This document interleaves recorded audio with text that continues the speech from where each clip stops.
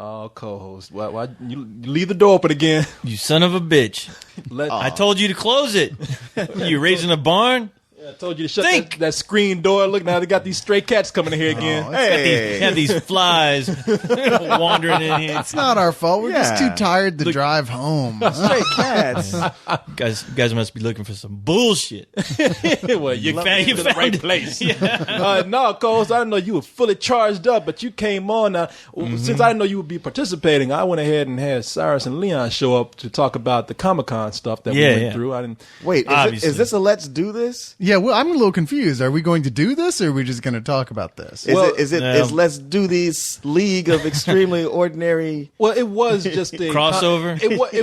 It was just a Comic-Con discussion. But when you add a drop of co-host, it becomes something else. Let's do this. Totally, Let's Do This after that. Yeah, believe me, we know. choice. When he was on the league recordings, I think we said "Let's do this" like 8 times. So it's just, I know. you can't help it. But you know, it's a curse.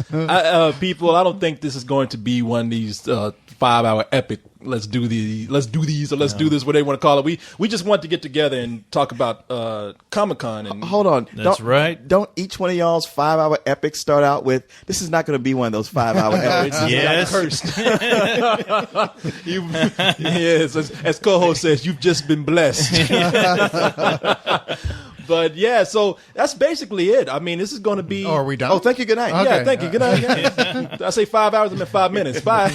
No, this is basically going to be just a recap of what we went through Comic-Con. I mean, we all went ahead and did our stories. We updated constantly. We had some recaps and what. Well, I still got some more stuff. I want to hear your fantastic adventures. There were some adventures. Shenanigans and tomfoolery. Yeah.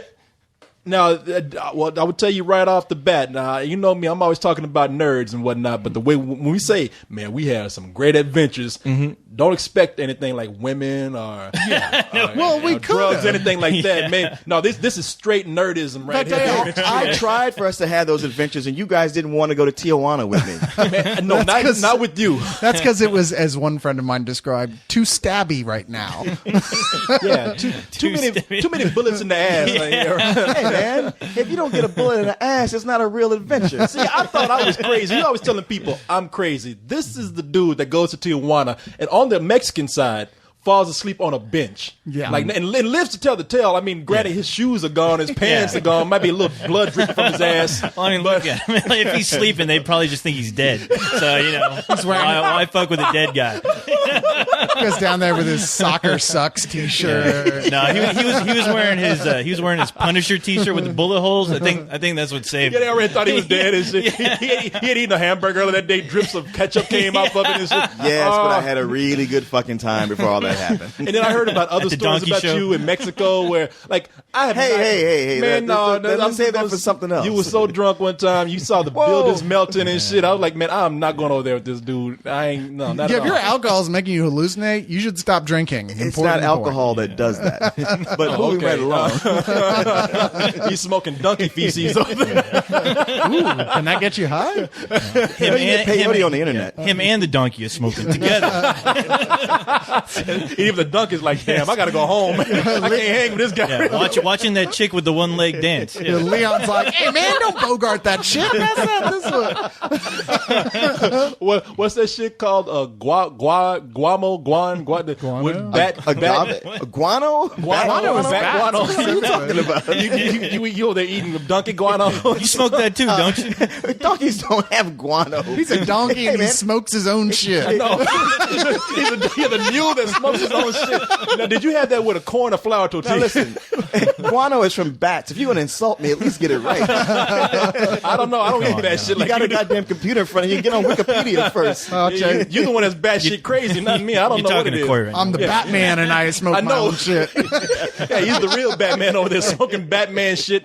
Anyway, I don't even know what I'm talking about now. All right, of course not. Who went to Comic-Con? Yeah. I wonder why these go on for 5 hours. It's so easy. I got to tell y'all, before we get into our Comic-Con discussion, I can already tell it's going to be really fun at the Spill Party if we do a live. Oh, Let's yeah. do this like all of us like right now. Yeah. Like I was kind of worried about it before, but this is going to be kind of fun, man. if we do this. People, tell us if you even want to see something like that. I mean, because I don't. Yeah, not me. Yeah, I'm sure all the fans are going to be like, but nah, Me neither. We were just thinking we'd all go down to 6th Street instead. Yeah. Yeah, we've never performed in front of a live audience before. we come out the theater's dark so we can make our grand entrance, and we like, fuck your thoughts, cut on the lights, and it cuts on as Kent sitting there. Exactly. I was about to say. Well, he could be That's our audience. He could be the inside the actor's studio guy. Yes. But Told y'all I knew these guys. he's talking to the waiter who's in there. I don't give a fuck. But in fact, I'm going home. Why am I here? But no, what we're going to do is for the party, we're going to have the Spill brunch. What it's going to be is going to start at 10 in the morning. We'll probably start recording the show around 11. Whoa. Who's waking up at 10 in the morning? You are. We're going to roll. We'll plug you in at your 8 ass in, so you can wait. So you can start to warm up. You will barrel my ass in because that's the only way you're getting me there. You're going to be there. 10 in the morning. Plug brunch. your ass up, shit. Since when do you guys eat brunch? Jesus. The hell? We're trying to be sophisticated. If it's at 10 in the morning, it's not brunch, it's breakfast. We'll be serving frittatas and mimosas. Yeah, Mimosas. you know how in Sunday school when you were a kid, when they gave you them cheap ass cookies from the grocery store and that watered down punch. That's what we gonna serve.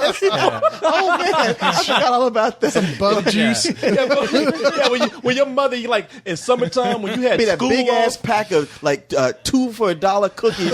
It'd be like a lemon, and it'd be hard. It'll be stale and shit, and it had that like rock hard sugar on top of it. And if you were getting it at Comic-Con, it cost $20 a piece. Yeah, hell yeah, man. But that's what we're gonna do. Because like you remember the summertime when all you want to do is like go out with your friends and swim and ride your bike and shit, and your mother made you go to Sunday school for a week. Like Vacation Bible School. Vacation Bible School. Oh yeah. And at Vacation Bible School, they served those cheap ass desserts, and you just because you were so bored with it, you couldn't wait till snack time. Well, yeah, it was either eat those hard ass cookies or make another macaroni bowl. See, you poor guys. My parents sent me to There Is No God Dumbasses summer camp, and we had a great time, man. It was like gourmet lasagna. Oh, yeah, I was sacrificing kittens awesome. there and shit. Dancing around Stonehenge naked. 4th of July, let's stick firecrackers up dogs' asses. You guys making pentagrams with Nair and lighting them on fire? I think that would still fall under the belief part. Oh, I'm sorry. That's what I did during my We just summer. played a lot of Atari. Man, E.T.? Is that Yeah, what you played? yeah, that was wonderful. the video game. We had to dig it out of the dump.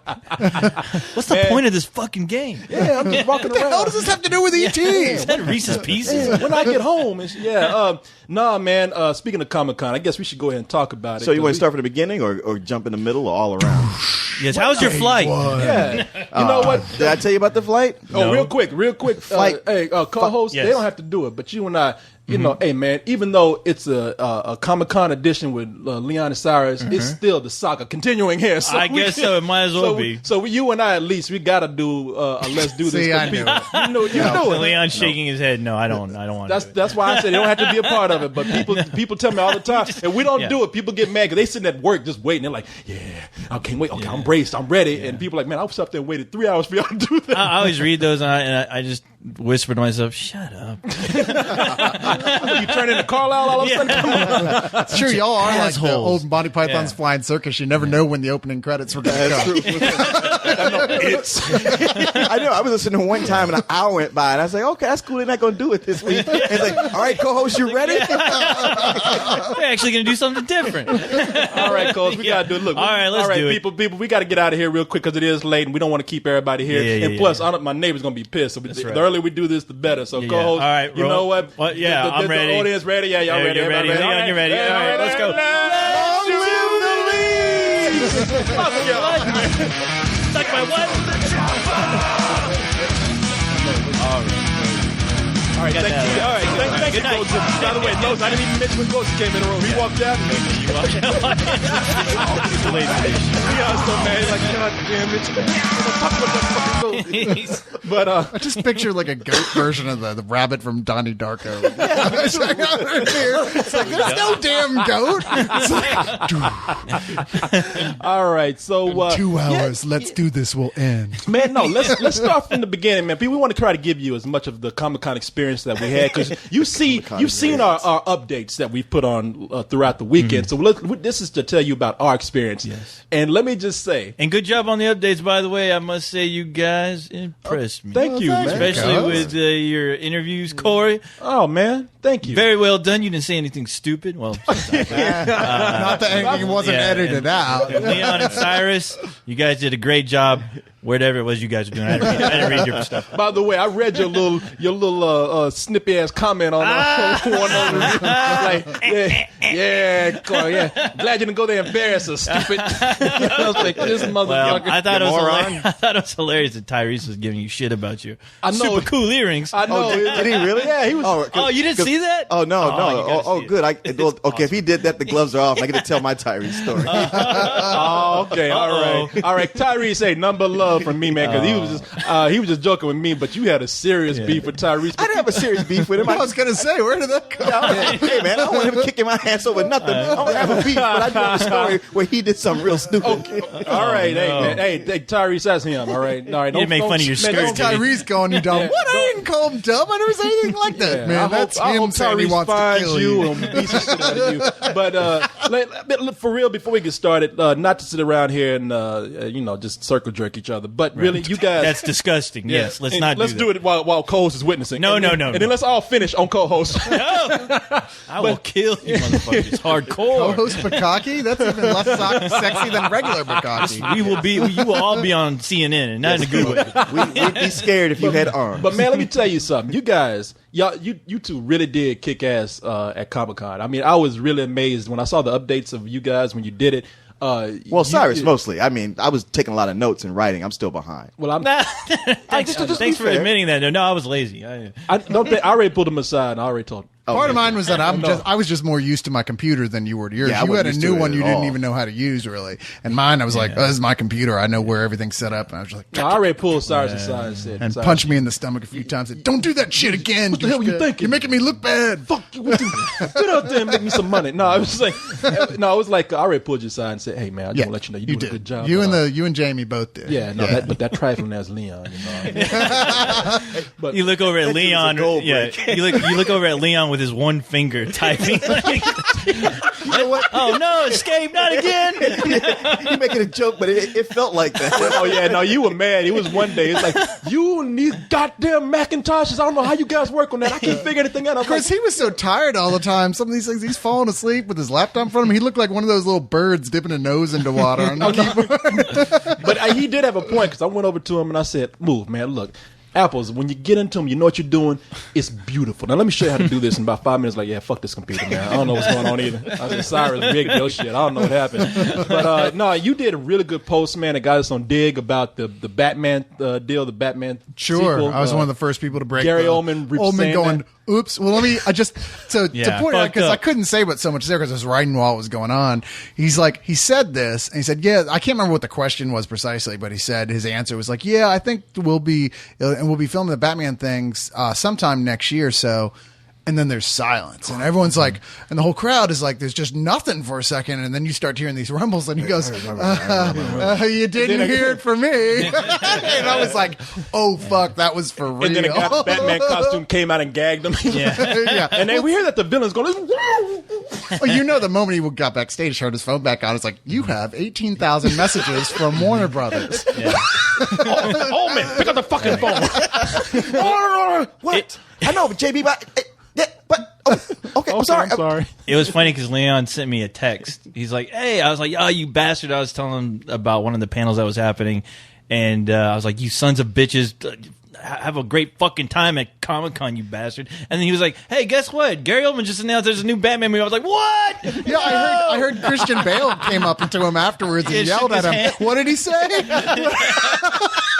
What was Christian Bale saying to Gary Oldman? Oh, he probably said, perhaps, chum, you should not have said that. No, that's not what he said. It's fucking unprofessional. Oh, good for you. Yeah, you can see him on stage like Gary Oldman looks over and Christian Bale's like, "Good for you." Good for you. Oh, you just spoiled the movie. And how was it? You and I good for you. Yeah. we're all trying to keep it a secret, and you're fucking back there going, da-da-da-da-da. The Batman 3. But he read it on a blog. He said, "No, fuck, no, Christian, calm down. No, don't shush me, Bruce. no, no." McGee, you want to say something to this prick? McGee's like, keep me out of this. You already Like- fucked up my movie. Look, Christian, shut up. Okay. There's you guys did a great job. That's all I was gonna say. And really, that was we got more out of it than I thought we would. It was really, I didn't know how we were gonna do it because the night before we left is this when we were like, okay, let's get a plan together. It was like 3 hours before we had to get on the plane. Well, it's funny because we spent a week saying like, okay, we're gonna get together and get our plan together. All right, we got a couple of days, we're gonna get our plan together. Okay, on the plane, we'll get our plan together. That And being we just said, got there. there's It's no like- way to get your plan together at Comic-Con unless they are giving you the red carpet on stuff. Yeah. 'Cause with us, it's like, True. man, let's just do our best to get into many of these things as we can. There is no, okay, you cover this, you cover this, you cover this. It's well, give it your best shot. Yeah, no, that's true. You guys had press badges, right? Yeah. So that For all doesn't the guarantee good So shit, yeah, right? for the little good that Because did. I had the Open Sesame Magic Password apparently to Hall H, the big one. I don't know what it was. Yeah, man, Hall H where they have all the cool shit. Yeah. Yeah. There's a side entrance for handicapped people. Yeah. And with a press pass, Cyrus was able to go, and they let him in every time. I just They walk up. When I went, they told me back of the line. Hey, Yeah. Cole, so we got up there and said, no dogs allowed. Yeah, pretty much. I know what you're saying. You're saying Sorry, you don't sir. want no niggas in there. You make it All right this way. Okay, somebody explain to me how is it that you got in every time, and the only time I got in was when I was with you. I don't like that was Some bullshit. Well, for the kick-ass panel, I walked right in too. I don't know what happened, man. And okay, now the next. I don't want to go out of order here, but they had the Lost panel, and Cyrus and I both. We were like, "Hey, we Right. got to talk about this on Leog. We going to the Lost panel." Right. But people had camped out, slept in sleeping bags outside 2 days. Yeah. for 2 days. to get Really? Wow, that. really? So he and I went Damn. early in the morning, and I'm like ready for some shit for them to like tell us no, and they opened that handicap door. Hey, come on And they in. said, "Yeah, press, come on." They smiled. 8 people on our way up to the front as they escorted us said, "Good morning, good morning. Here's Yeah. some free stuff." Oh, wow. So it's like, wow. I was surprised they weren't offering back massages and Yeah. shit. It was like that. I was like, blowjob. okay. Like, okay, they got Wow. it together. They recognized his press. This is cool. Yeah. Left to go do something, came back, and the guy was like, "Press, I don't care. You got to get to the back of the line." Are you serious? Oh, I'm dead serious. Yeah, it was like everybody there had been told something different. Because some guys are really like, "Oh yeah, press sure," and other people were like, "I don't give a fuck who you are." As if you had just like gotten in their face. Yeah, and I was like, "Hey man, look, I'm not trying to pull a scam. It's just that I came this morning for the Lost panel, and they let me through here." And he's like, "No, they didn't." I was like, "No, I'm telling you, they did. They opened up. Everybody was friendly about it." He's like, Nope. "This is handicapped.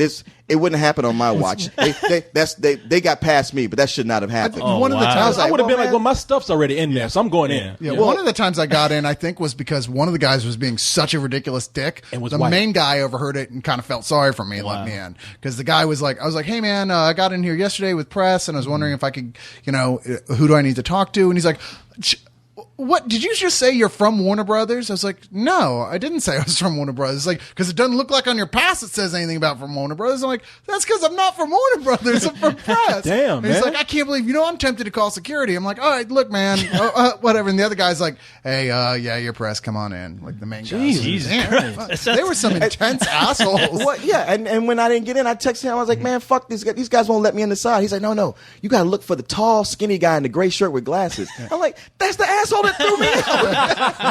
That was the guy who was always cool with me. I don't know what. Okay, so either he doesn't like black people or he wanted to fuck Maybe he you. remember. Yeah, maybe. I don't know. I am Damn. kind of good both. looking. Yeah. I'm I vote for the latter. Yeah, or sounds maybe like you it- wanted to fuck black people and you didn't get the chance. It sounds like my friend was working there because my friend's a dick when he has kind of jobs like that. Oh, he trips on power. Exactly. 'Cause there was a real quick story. There's a moment he worked at a snow cone machine, like at this festival. Someone works at snow cone Yeah. At this festival, my friend was fucked up, tired, and he was irritated. And some guy was like, "Yeah, give me your red snow cone." He's like, "We're all out of red." And the guy was like, "Yeah, but you got red right there." "No, we don't." But it's right there. I'm looking right at it. No, you're looking. You're seeing things. Oh man, He's like, you got to get out of here. He sounds like the Carney in Darkman. He's a man in black. And or the funny something. thing, the guy just looked at him defeated and walked away. That's not a red snow cone. like sometimes mama to light. herself, I could have swore I saw red. Sometimes light from the planet Venus can refract and make you think you saw red snow cones. Here's my press badge. It's right here. No, it's not. It's my snow cone badge. Nope. Don't Just see say it. you from Warner Brothers? What? And just so anybody who didn't go doesn't don't think we're prima donnas, like we can't wait in one line. Right. This is a line that like took up like, I won't say like a full block, but like say somebody's huge yard and it wrapped 8 times. No, I'm saying you could see the curvature of the earth following your line of sight. This is how it was line. outside. Like there was like that was just the part of it was out that you had to stand outside. But inside, like the airlock, that little hall, it wrapped about 4 times inside there. Wow. Now I got to the outside and talked to the guy at the front, the security guy at the front of the outside line, and I'm like looking at this line, I'm like, man, if I stand in line, I'm not gonna get in, am I? Wow. He's like, not today. No. Well, yeah. He's like, Literally. well, maybe if some people leave, you might get in. I'm like, No, there's come a on, couple- man. Be honest with me. Yeah. He's like, look, all I can say is maybe you'll get in. Look, if a meteor comes crashing down from this place, there'll be plenty of room. Right. It's like by the rules of quantum physics, sure, you might be in there already. So I'm like, you know what? Because actually, that was when you sent me, Corey. You sent me to go see District 9 or something. Whatever panel was there. No, it wasn't. No, No, it what was Solomon and Solomon Grundy or something like Solomon that. Kane. Solomon Kane. But Yeah. I went to the Solomon Kane press conference. It was something in Hall H that you sent me to see. Okay. Well, anyway, going down there, you and the guy from Hollywood.com. Thomas. Yeah, Thomas. Who I never did meet, by the way. Yeah, wow, that's amazing. 'Cause I saw Thomas more than I saw you guys for 2 days. He's like Harvey the Rabbit. Anyway, I went ahead and walked to the end of this endless line. Yeah. Just I'm like, you know what? It starts in 30 minutes. I'll stand out here for 30 minutes. And I get to the end, and they got that blocked off. And the security guy's there. I'm like, what? You're not going to let anybody else in the line? He's like, this isn't the end of the line. The end of the line was over there. You across dummy. the street. It was across the street. Where it went down the block Are and you wrapped serious? twice. That line was in Tijuana. It might as Man. well have been. If it had been a straight line, it would have gone all the way around Damn. the planet. Yeah, it was. It's crazy, man. Hall H is, for those of you who don't know, it is now famous. This is where they show the biggest premiere stuff. Yeah. So if you're in there, That was Avatar. yeah, it was and Avatar, Lost Alice in and, Wonderland.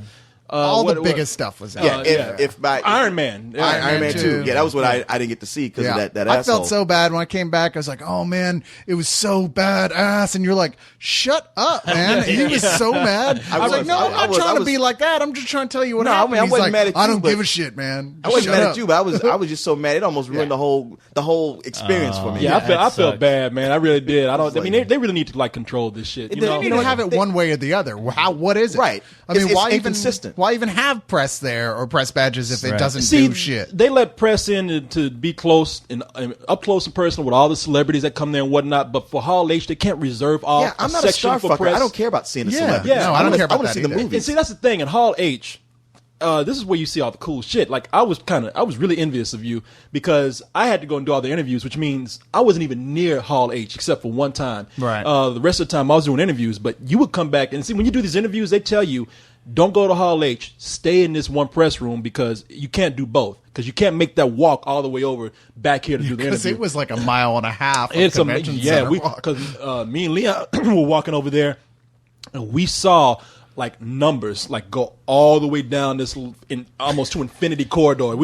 Our number was like what 3, and we had to walk to like Hall 28. Yeah, it was yeah. like I mean it was like it looked like the a horror airport. movie or something. They did stuff like that too. It's like, oh man, no, not this hall 28. You got to go see that long here it is. auditorium. Yeah. But you Yeah. got to go to the other side of that. You guys and running that around- starts at 1. Yeah, you guys running around frantic. Help! I need help! Help! It's like one of those halls that's so long. The further you walk, the further away it gets. It gets yeah. And about because every 10 minutes, you run into some impromptu shit that happened. Like, oh, a celebrity suddenly decided to sign autographs in the middle of the hallway. And yeah, you're like, they oh, cut it off. motherfucker. No, so you got to go around. It's like Yeah. go around where? Got to go around that long way right there, make a left, and then go around another loop, and like that, Yeah. you'll be like, okay, finally, we made it to room 28, and we'll show them like, is this room 28? And they'll be like, no, sir, it's 28A. You're looking for 28C, which is way down. I think see your ass.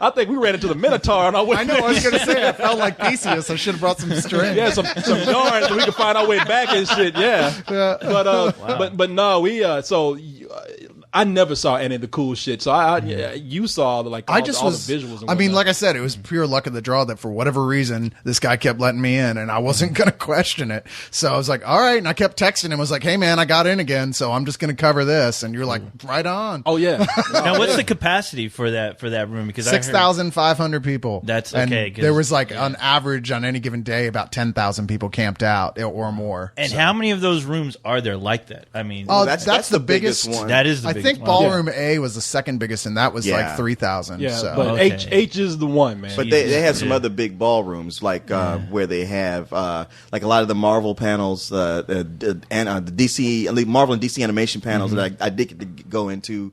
Those are easy to get in. I got into those are actually pretty easy to get in. However, when they had the Smallville panel in one of those, that line was ridiculous. Well, I heard there was 6,000 people for that Smallville. And I think those rooms only hold 45. In the comics panels, they were pretty good about letting in the press. They had a separate, you could just stand in the back if you wanted, if you were press. Yeah. So I was like, all right. Well, the thing about Smallville, I was shocked when you told me how just that people were camping out, and I think that's because the news broke that weekend because they were announcing, on one big popular internet movie site, they announced that they were going to show a prototype Superman suit that's supposed to be introduced on the show, and it was a big buzz all over the internet. That's why I called you to let you know. Right. But apparently the actor Tom Welling, he was supposed to make his first appearance there. He's the guy who plays Clark Kent on the show.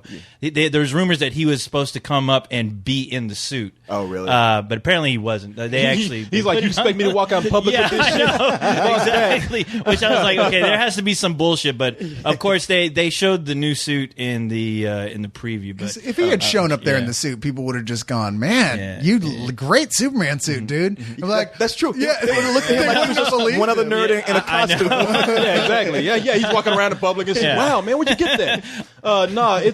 It's a new suit. People will be like, man, it's not canon, you fucker.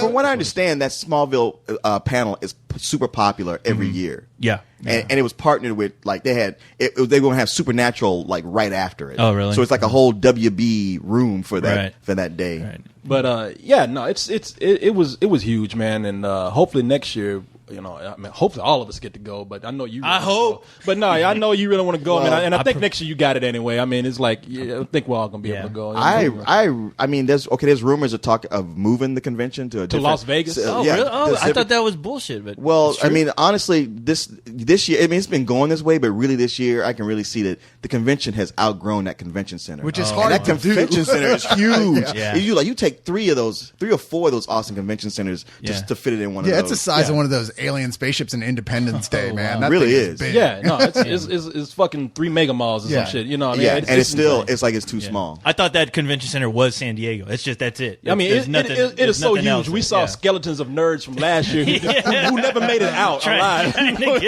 Trying to find a way. I never made it. You know, that was just some of the anorexic Twilight girls. Oh, damn. But before we digress a little bit too much, let's go ahead and tell you how the trip started for us. So, well, it started with us. Between the 3 of us, we had maybe 6 hours of sleep if you added it up all together. I get there to the airport that morning. Now, before we left, I've been telling you, Leon, I've been saying, like, because you've been saying, like, man, it ain't gonna be that many people at the airport. I'll get up about 10 minutes before I need to go, and I'll get there. I'm exaggerating, but something like that. I know I'm exaggerating this detail. It was more like 20, but it was like I'll get there, man. It's okay. And I was like, man, even during the day, I mean, it's Comic-Con. People be flying out there.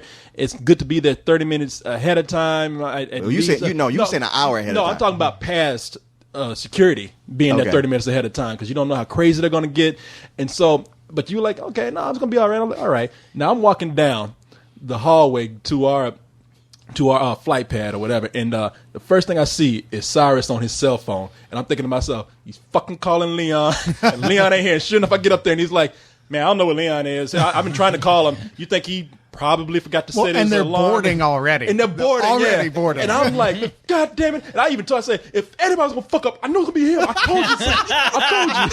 I'm trying to tell her to be here. Awesome. And so I'm walking. And then How come you didn't film this? Did you not bring your camera, Cyrus? What the hell? No, should have been. Would have had it at my hip. And he was in such a hurry that I turned my back, like, to raise my hand up in the air, and in exasperation, I'm like, I know. And I turned back around. You were gone. You were I on was the like, plane. I'm on the plane. He's like, I can't deal with this shit. Fuck you guys. I'm going to Comic-Con.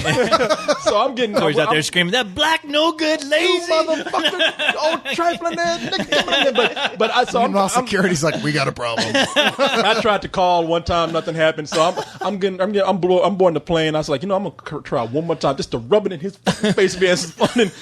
And he answers, and he's like, "Hey, man, I'm on my way." I'm like, Leon, man, you're not gonna make it.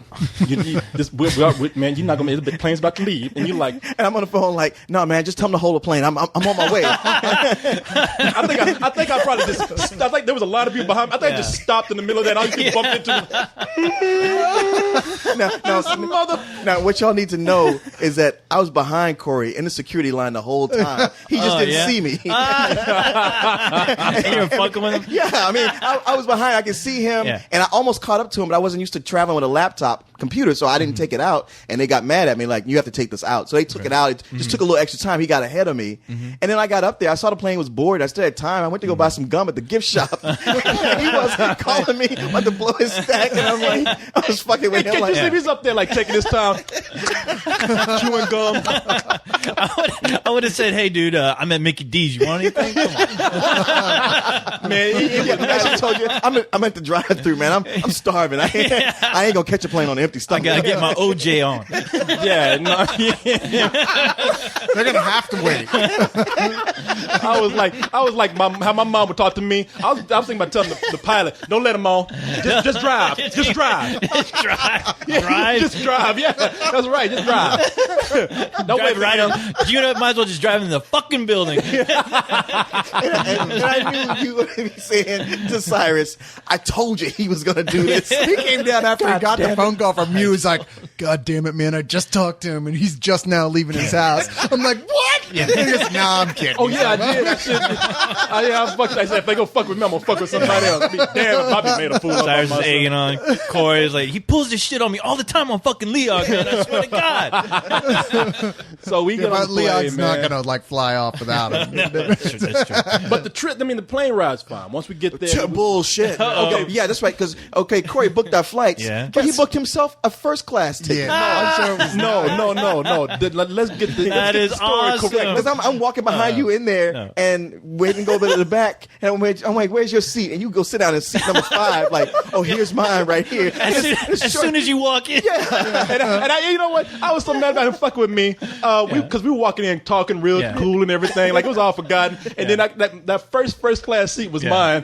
So I let him walk. And I'm like, Leon, this is me. I was like, "You son of a bitch!" And Leon's like, Corey, quit fucking around, dude. You can get us in trouble. Come on, man. In fact, when I looked at him, I already had like a Chardonnay in my hand. I was like, see you in the back of the. Oh no, I won't. But no, I didn't. No, I didn't book the flight for me. Man, I went through Priceline, and they don't book first class for nobody. Oh, did you get the my seats like in the cargo area where the Muppets hang out in the boxes? They drop you off. I'm serious. He was sitting in first class. Man, no, let me tell you what happened. Now you want to know where I was sitting?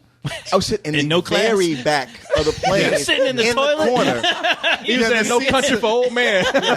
Yeah, we're sitting in You know the, what? If they had sat me in the bathroom, it would have been a more comfortable seat. than Well, we what were I in the had. seats that didn't go back, and they put this guy who's like 350 pounds in the seat next to us. He's like, "What's up?"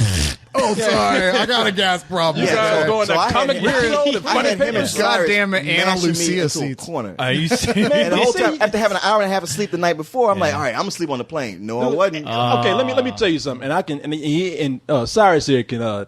He can back me up. Maybe. Okay, yeah, you know now. You know. Don't leave me hanging here now, brother. Look, I did not give myself first class seats. I mean, I wish on Priceline. I wish you would try to sign for first class. William Shatner himself would come out and be like, "Are you out of your fucking mind?" but no, I'm not that good. But no, Mr. Tambourine. But no, Damn. when I went to go get my ticket, because all of your tickets were on my credit card. So I went ahead and stuck my credit card in because I did give you that option to stick it in, and that way they know it's you.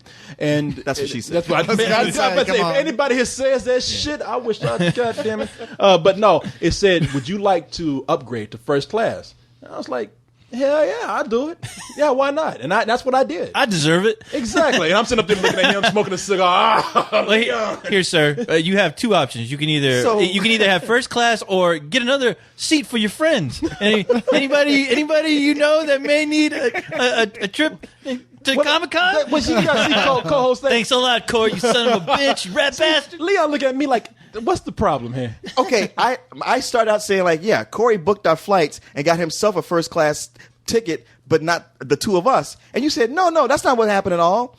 I stuck my card in and then upgraded my seat to first class. How was that different than what I said? Okay, this is when I thought that both of you were already there, because I came up and you were already there. I was already. And I didn't even know you were there. And plus, it's asking me if I want to upgrade. I'm just like, okay, I don't know. You have to like register yourself, and even though it's on my card, they give you your code so that you get your ticket. So it ain't like I was holding out on anybody. Shit, they asked me and said, Corey, do you want to upgrade to first class? And I was like, ask Corey Coleman. Yes, I would. It didn't say, Leon, would you like to upgrade to first class? You know, to be fair, since the company did pay for it, we could have said yes, and it probably wouldn't even because they asked you, didn't they? Probably would just gone on the credit card. Did they not ask you? Yeah, the machine went, would you like to upgrade to first class? And I was like, well, I never been asked before. I got all nervous. And by the way, I screwed it up in the clinch. That came out. I paid that for myself. I didn't charge that to Hollywood because I know like either Jamie or Steve or somebody's up there listening. They're like, this motherfucker, you owe us with interest. Yeah, they're gonna look at that bill this week. They go, what the fuck? Oh, yeah, well, that bill they're gonna look at it anyway. Do that, because look at okay. So I was gonna say at the hotel, but let us get to that. So we get to San Diego. Yeah, we're an hour in, and we're just now arriving in San Diego. But in San Diego, they're telling us that we're staying at this place called the Somerset Suites or something like that, which suites should not be on this hotel. It's a nice hotel, but we went in there. I mean, it's like the trailer park hotel. Not because it was sweet. It was not because it was like nasty or dirty or anything, but it was for something. There was a lot of, and serious people, there was a lot of people with no shirts and no shoes with kids running around. Eating waffles. No, but those are good waffles. It was just one family that had that many kids. Yeah. Oh, that was one family? Yeah. And the poor little Mexican waitress lady, she had to take care because whoever the dad was just like left the kids there by themselves to run around. It was like gremlins. They were going crazy. Like gremlins. Yeah, the little kids I don't know about gremlins, around. I mean, they're kids. That's what they do. But you know, still, you're a parent. You don't just leave your kids like but that. those were your goddamn kids. damn good waffles. But those were some of the good. best waffles Use a condom. Oh man, it's funny, Corey. You were so frustrated. You didn't want to eat. You didn't want to do nothing. I was like, Corey, eat the waffle, man. I don't want to. I'm not hungry. Well, let me eat the goddamn waffle. I'm gonna let you tell that, but let's tell people what happened with that. Okay. Yeah, go in sequence here because people are like, waffles. Where did that come from? But no, because when we got there, they told us like, you guys, we don't know who you're registered under, and we didn't know either because apparently the person who even like booked our flight, which is through Hollywood.com, not even working for them anymore. So I didn't know the name. I had to call Jamie up and get the name, and he gave it to me. And poor Jamie, Jamie was he near the phone when you first called? Because you kept getting madder and madder. Man, I know because there was a tone in my voice, and I really am happy that Jamie didn't take it wrong. I knew he thought because I said, Jamie, I'm fucking hanging, man. You know, I don't know what to do. I ain't got a name or nothing, man. Come on, help me out with this shit. Answer the fucking phone, man. You know what it's like. And he was cool. He just sent a text message back saying, I know he probably didn't call because he was pissed off because he had to send me a text message. But what happened was they gave us the name of the person, and it was supposed to be cheaper, this hotel. Yeah. But they booked us 2 rooms, which is probably why this person ain't working for Hollywood.com anymore. No, but they booked us 2 rooms, which would have come out the same price as this much nicer hotel next to the Marriott. Yeah. We wanted to stay at the Marriott. We were already bitching because we could stay at the Marriott, which was right next. And we needed to the convention center. I was gonna say, how far away was this place you guys? It was staying? what 3 miles away. Yeah, 3 miles and away, I remember when Corey told me like, yeah, they booked this place that's 3 miles away. I was like, dude, that's not going to work. That's going to really suck for us. Honestly, it's like having done this once with carrying on all that equipment, I don't think it would have been possible to do as much coverage as we did. Oh, no, you would have to stay there. We would have to just camped out there and made, and like when we go back, we would have to say we are going back. Yeah. But yeah, I had to. So I went ahead and told Jamie, I said, look, man, this room is going to, the price is going to work out the same as one room at this much nicer place, which is next door to the to the convention center, which is a Marriott. the Marriott, let's say, Marina. Yeah, yeah. something So, like that. but when we were sitting there the whole time, we were just waiting. I'm like, we already had our day planned, and before Jamie could get a hold of me, I was already pacing. I was like, man, we already missing shit. Man, we ain't got no place to stay. We could be doing something. He's like, why don't you go make yourself useful and go get a cab, Cyrus? I'm like, okay. I didn't do it like that. But I do. Cyrus, you son of a bitch. Now, for anybody standing there with your counting- mouth open. For anybody who's taking score, we're at Corey meltdown number 2 so far. But it was getting there. I ain't gonna lie. But I mean, I'm at this point now. I really feel bad for past things y'all talked about me about. So I really tried to control my shit, man. And plus, I didn't want this to we were there to get some good shit. I didn't want to start out bad. Yeah. And so I just. See, he knows you better than I did because I had no idea that this was getting to that point.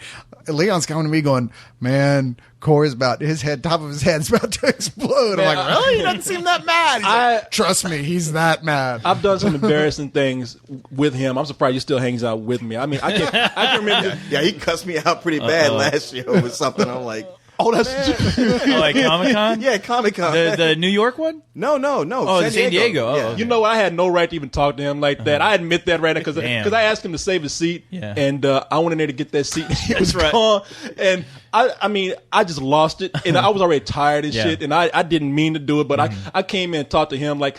I talk to him like the way I talk to people, I don't even realize it. Like my dad talk to me a certain way. It's usually how it works. And I talk to people a certain way. And I was like, and I came up to him when I finally found it, 'cause I was looking for him. And when I saw him, my eyes locked on him. I was like, Leon, let me talk to you, man. I came up like, what the fuck did you not understand? What part of stay in that fucking seat do you not understand? I'm sitting around looking for you all fucking damn. I see the goddamn gone. And Jamie saw us, and Jamie was like, he even looked, and that's when I felt ashamed because The Jamie funny was part looking of at the me. story was that it turned out it was just a guy in a Leon outfit. A fan, yeah. Yeah. I don't know who you are. I'm sorry. And Jamie even looked at us, and Jamie even looked at Leon like, just let him do his thing. He'll be all right. He's like, you guys work this out. And you boys make up. That's what he asked you. So yeah, I felt really bad about that. And I remembered that from last year, and I said, you know what? I don't want to have any bad blow with anybody this trip. So I was really counting to 10 on certain things. Like, really? And he was even trying to get me to, I know why you were trying to get me to eat, because you're like, this motherfucker has food in his stomach. At least he'll probably be down a few notches. Because I was outside talking to this girl on the phone. I was like, listen, we have no place to stay. Will you please find a room for us somewhere? I know you have them. And she was like, you should have seen it, because she was like, would you like to sign up for the Marriott club benefits or whatever? I'm like, I want a room right now. Then we will talk about that. And I was outside just pacing and shit. And Leon was like, and there was one moment where I was going to say to you, because you were like, Corey, sit down, eat a waffle, man. And I was about to turn to you like, I don't want no fucking waffle right now. All right, you leave me alone. I want my room. Wasn't he right though? Once you I had backed that a little bit, waffle, but yeah, those waffles, Man, it was. Those waffles are like the glasses and They Live. oh, yeah, they were. Just eat the waffle. Yeah, Leon and I have a 20-minute fight scene. Like, eat the waffle. Yeah. Put it in your mouth. You gonna take this fucking waffle and build a room with it? Huh? So just to cut to the chase, we finally got the room. We went to the hotel. So we're thinking everything's smooth. We get to the actual convention center and start registering for our press badges, and we are not signed up whatsoever anywhere. They say, it's basically there's a risk of us. Of Cyrus and I not getting our badges. I mean, like with me, I got my confirmation number and everything, my barcode. I was able to just walk in, get mine, and get back over to them. They didn't have that email with that. And apparently it was a 2-step process.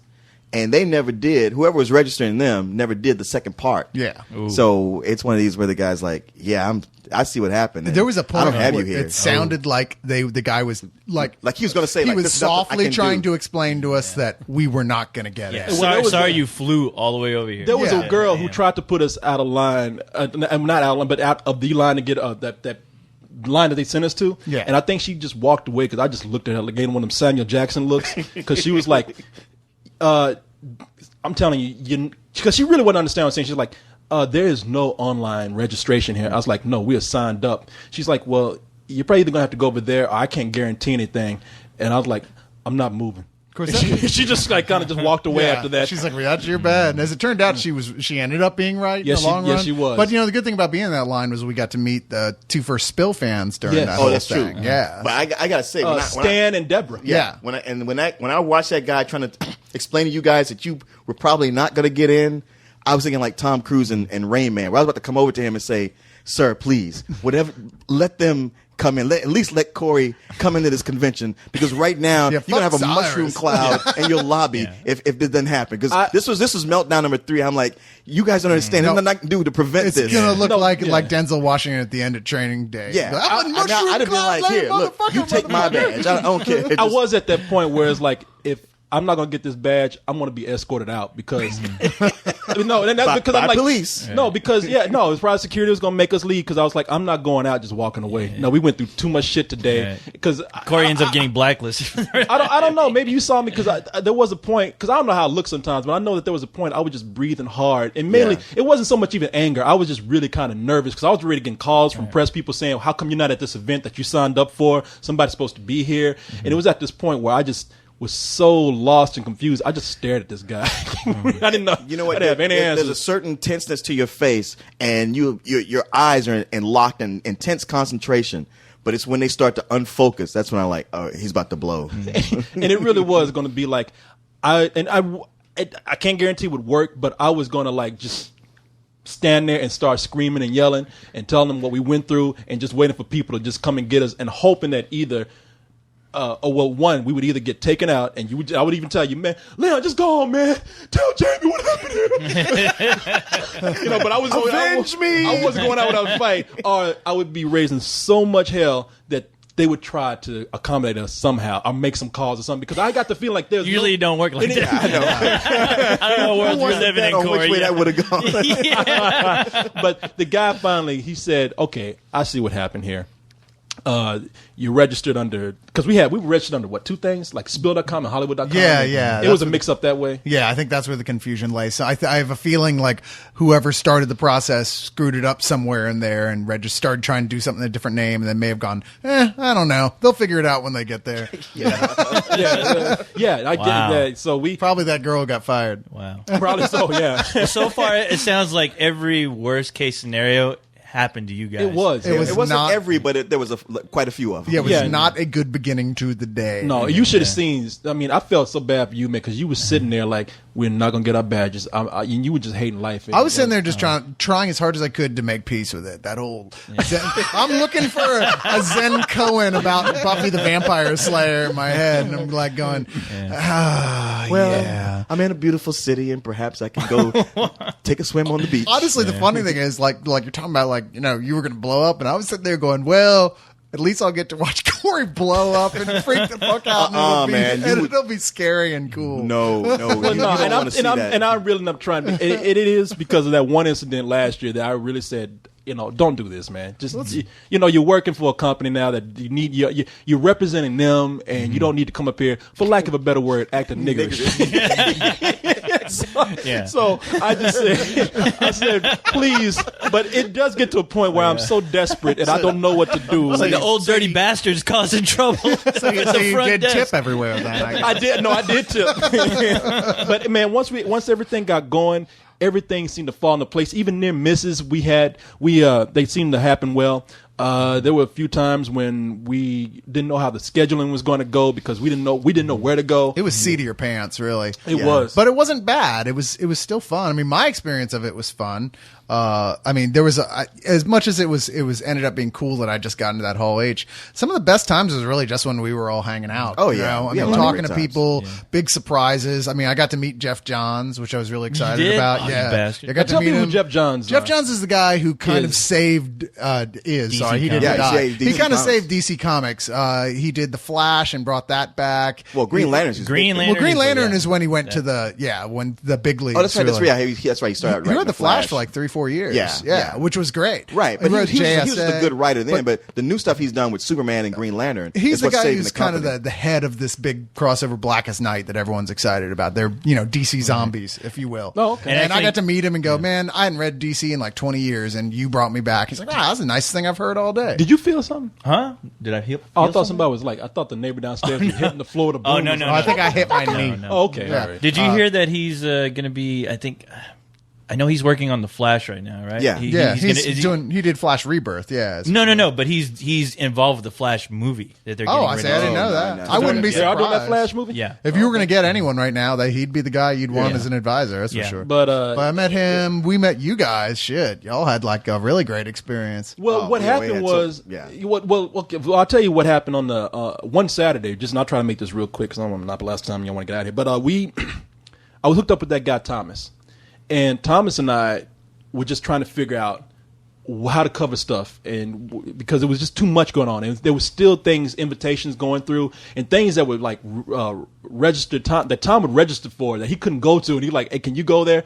So that like it was one day, and it was a pretty cool day. Now this isn't dropping names because I'm gonna tell you something about what they do with these red carpet things, because everybody was like, oh, it's so cool that you got to meet Tim Burton, and it's so cool that you got to meet James Cameron, and it's so cool that you got to meet. Keep in mind, you're either at a round table or you're in a red carpet line where sometimes they don't even know your name. Right. They're just going down the line, and they're nice enough to talk to you. You're not And really meeting them. You're not really meeting them. You get to ask them a few questions, and it's cool because they are talking to you, and sometimes they're very friendly. Like Paul Bettany, he was like, hey, let me hold the mic for you and everything. So they're very friendly. It's just don't think it's like an intimate interview. So everyone you talk to, it almost seemed kind of intimate, but I mean, the thing is though, it's like they answered your questions and they were cool with everything, and it didn't seem like none of those people you interviewed seemed like, okay, I'm ready to get the fuck out of here. Well, let me tell you, Even Tim Burton didn't. Because he seemed that way at the press conference. No, when I watched the interview, he seemed really cool, real relaxed. Okay. Like he was having fun talking about animation with Corey. Yeah, no, it's fun, man. And sometimes those people will talk as long as they can, but when they were getting down to where I am, they would come up and say, ask 2 questions, and they got to move on. And you be respectful and everything. Sure. So I said, you know what? To make this seem as down to earth as it can be, I have to say at least one thing that's not the question that they kept hearing, or I have to say one thing that makes them laugh. Right. I wasn't trying to be a goofball, and I thought people were gonna like kind of put me out of line. But even their PR people seem to like say, oh, with smile, be like, oh, great, he's not asking the same shit that everybody asked before. But anyway, and one day, waking up early in the morning, went to interview the director and some of the cast members of Boondock Saints. Yeah. And then moved on to talk to some of the people from the press line for 9, which was Tim Burton, and some other people. Then moving on to talk to Roland Emmerich and what's his name? John Cusack? No, not John Cusack. He wasn't there, but maybe he wasn't. I didn't see him. Peter Jackson and all these other cast members and filmmakers and whatnot. And then I'll go back to the hotel room because that's very long. And the moment I lay down, I get a call from Thomas. Can you go talk to Rob Zombie? It's like, fuck. Okay. And you get up, and then while you're doing that, the people from Black Dynamite call, and they're like saying, can you make it here at this time? It's like, man, I just got sent to this one thing. You do that, then the other people the last people I had to talk to were from Black Dynamite. Did I mention that already? Yeah. Like, no, the collector. And they're saying, well, what time can you get here? And it's like, man, you got to push that back. So the whole day, that's taking up a whole day of something. Like Rob Zombie, was that for Halloween too? Yeah, it was for Halloween Why bother? too. By the time you made it back there, it would already be out in DVD in the bargain bin.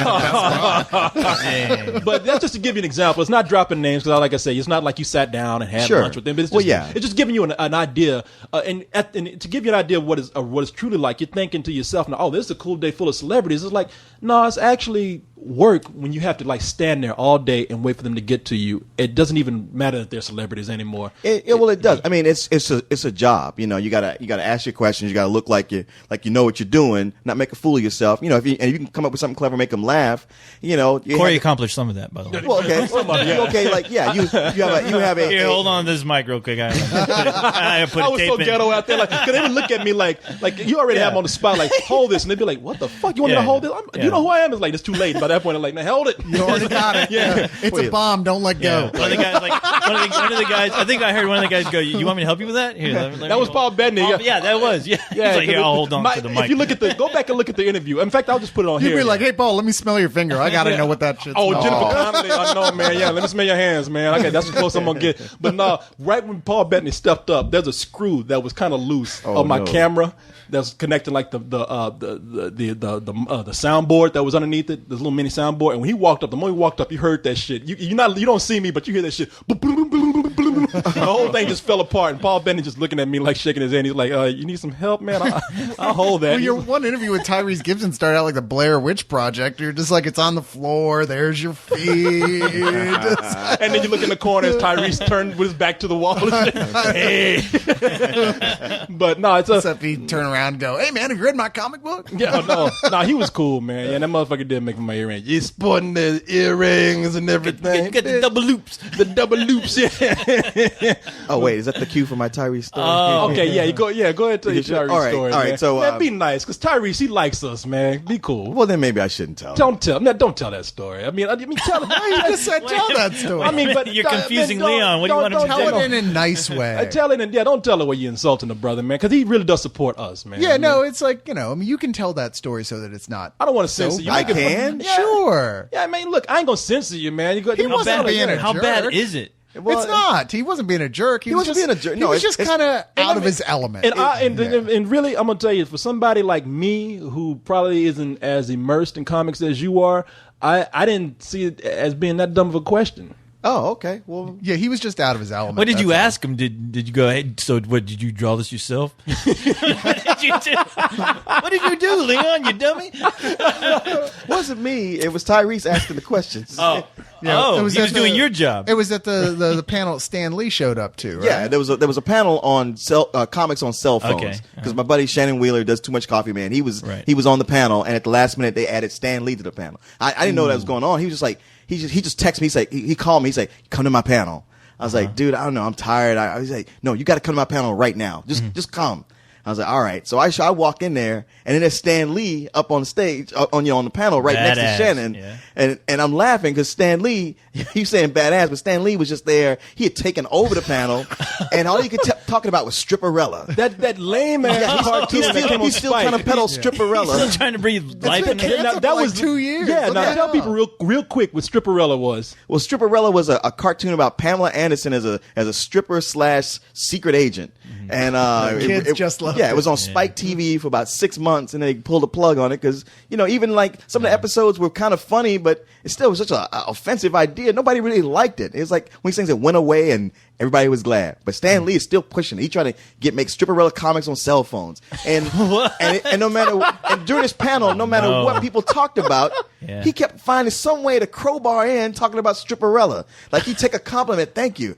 Well, if you believe in that, you should really check out Stripperella and tell all your friends about Stripperella. Tell them, true believers. And just when I was, yeah, Excelsior. and just when this was got as cheesy and bizarre Yeah. as I thought it could get, I look over and I see Tyrese in the audience, and he stands up there because people stand up and ask questions. He Yeah. stood up and he's like, hi there, I'm Tyrese Gibson. I'm like, all right, he's the only person that introduced himself with his full name. And he did it so everybody could applaud. Yeah. And I just got to say that it is a true honor. It is an honor to be in the presence of you, Mr. Stan Lee. And I just have to ask you this one question. You look around, you see all these people here, all this. And how does it make you feel to know that all this is here because of what you created? It's like An awkward moment. yeah, it's an awkward moment because it's barely it's- comics. It's like all this yeah. movie stuff, Buffy the Vampire Slayer, Right. everything, and it's just that kind of like, Well, plus Stanley didn't create all that. DC was around first. well, I'm just that's what's funny about it. It's like Okay. Stan Lee is not the creator of all comics. In his defense, all right, now this isn't me trying to kiss Tyrese's ass or anything because he's nice to it, but in his defense, it is called Comic-Con, and it did have his roots in comics. Yeah. So, I mean, he could be going back to the source, No, I True. think it's just like I said, he was out of his element. extreme naivete. He just doesn't know yet. I mean, he's diving in head first into comics with his comic, which we're going to promote here for a second, called Mayhem. Mayhem, yeah. Which I hear is the best comic ever written. Yes. But now that I you heard it from Tyrese Unpuckered. himself. Yeah, Tyrese told him. Hey, to be fair, there's a lot of good You like my comic? people working on it. Jim Lee's drawing it, and they got Yeah. artistry from the new covers by the guy who did 100 Bullets covers. I'm like, wow, all right, that's kind of Okay. it can't be terrible. I mean, it honestly sounded legitimate when he was talking about it. Because Yeah. usually I'm like, oh, God, give me a break. But when he was mentioning the people who were attached, I was like, oh, okay, this could be interesting. And he Exactly. also was able to say, like, this is reminiscent or pays homage to what's his name, Jack Kirby, and things like that. Which so. it doesn't really. Yeah, it does. No, I- the cover did that they Yeah. had the Comic-Con only cover they had there was a Jack Kirby type cover. And he was also, he had to say, he was out there for 7 hours, like pushing that comic He on was the floor himself. And the funny thing is, he came right up. I saw my friend Mike there, his manager. I was like, "Oh, hey, Mike, man, finally get to meet you in person." And he's like, "Oh yeah, Terry's. This is Cyrus." He goes, "Cyrus, oh my god!" And he's like, jumps over there, shakes my hand like 3 times in a minute. I love that show you on. I love Let's Do This. no, he's talking about a movie. He's like, I love you on Buffy the Vampire Slayer. Yeah, it's good. I gotta say right now that the blowjob that Tyrese is getting from a video hoe ain't as good as what y'all just did. But his next question, I knew you were gonna do something like that. because I'm still trying to wrap my head around why that question bothered you so much. it was a funny question. Then he asked him, he's like, "Okay, I gotta ask you one more question. Is it true that you own the words pow and bam?" Like, and even Stan Lee had to go like, "Wait, what did he just say?" I asked if you own the words pow and bam. I own those words. Well, young man, I don't own those words, but I do have a company called POW, which stands for Powerful Operating something.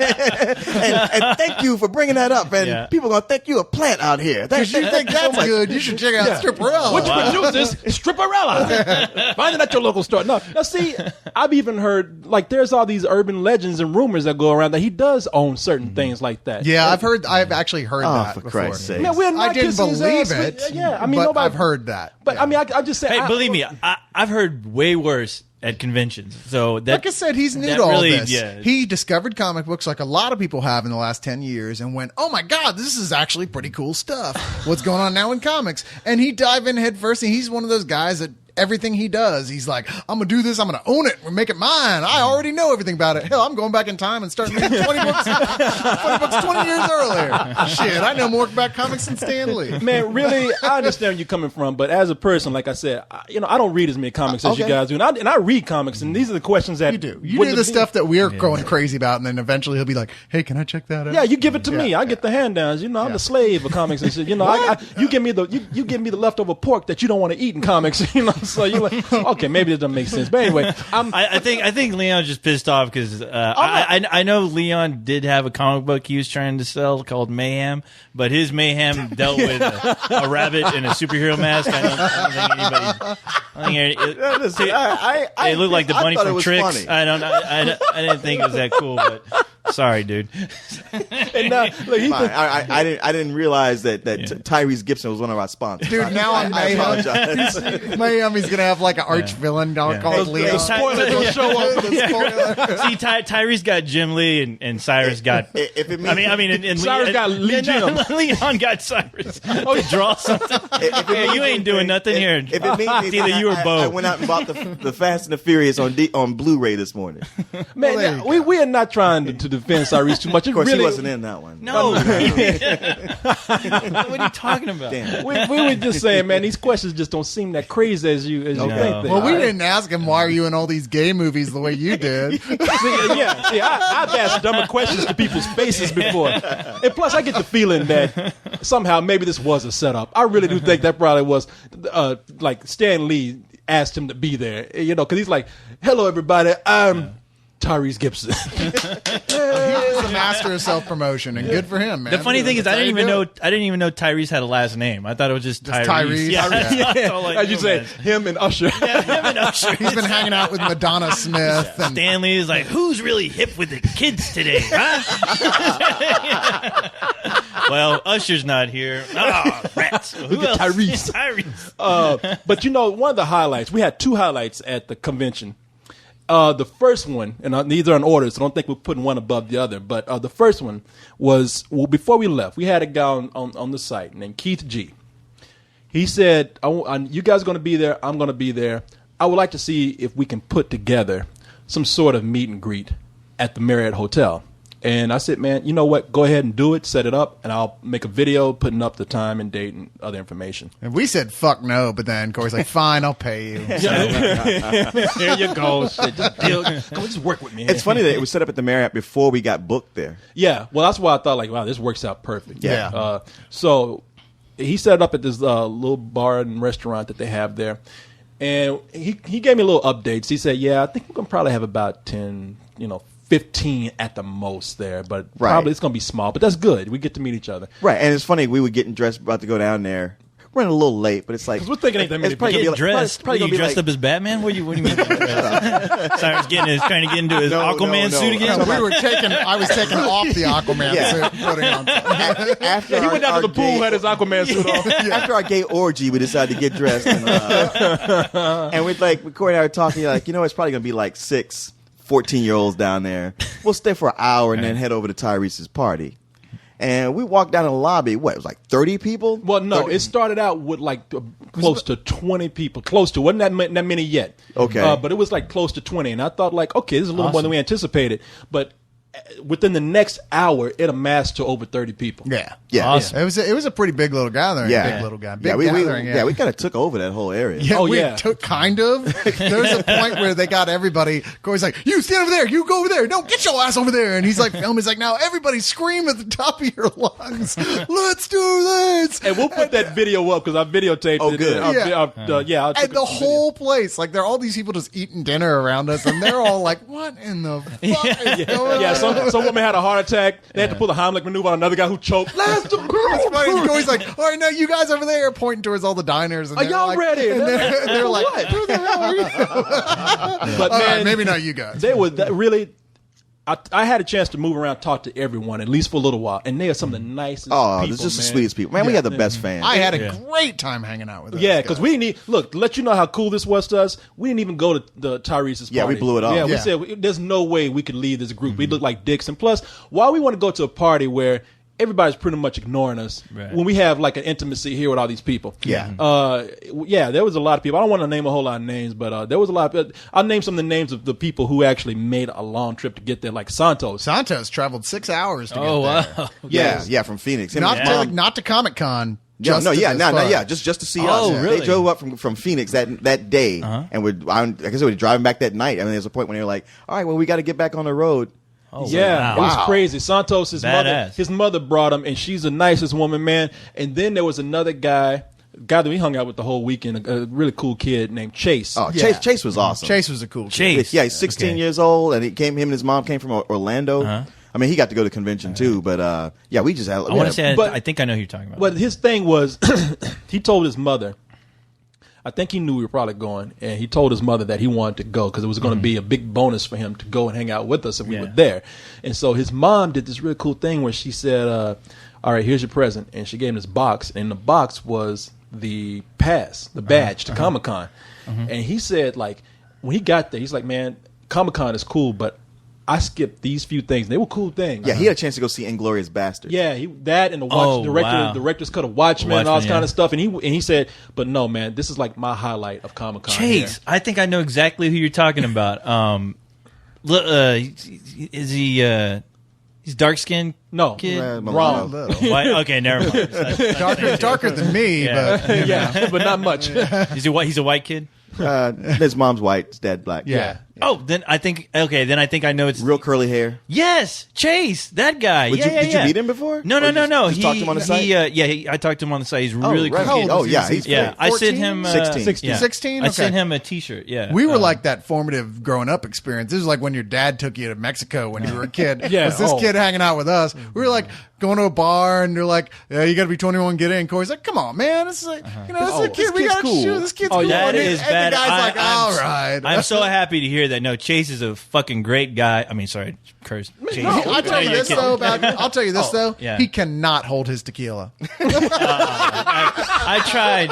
I gave him an instruction book, but you know.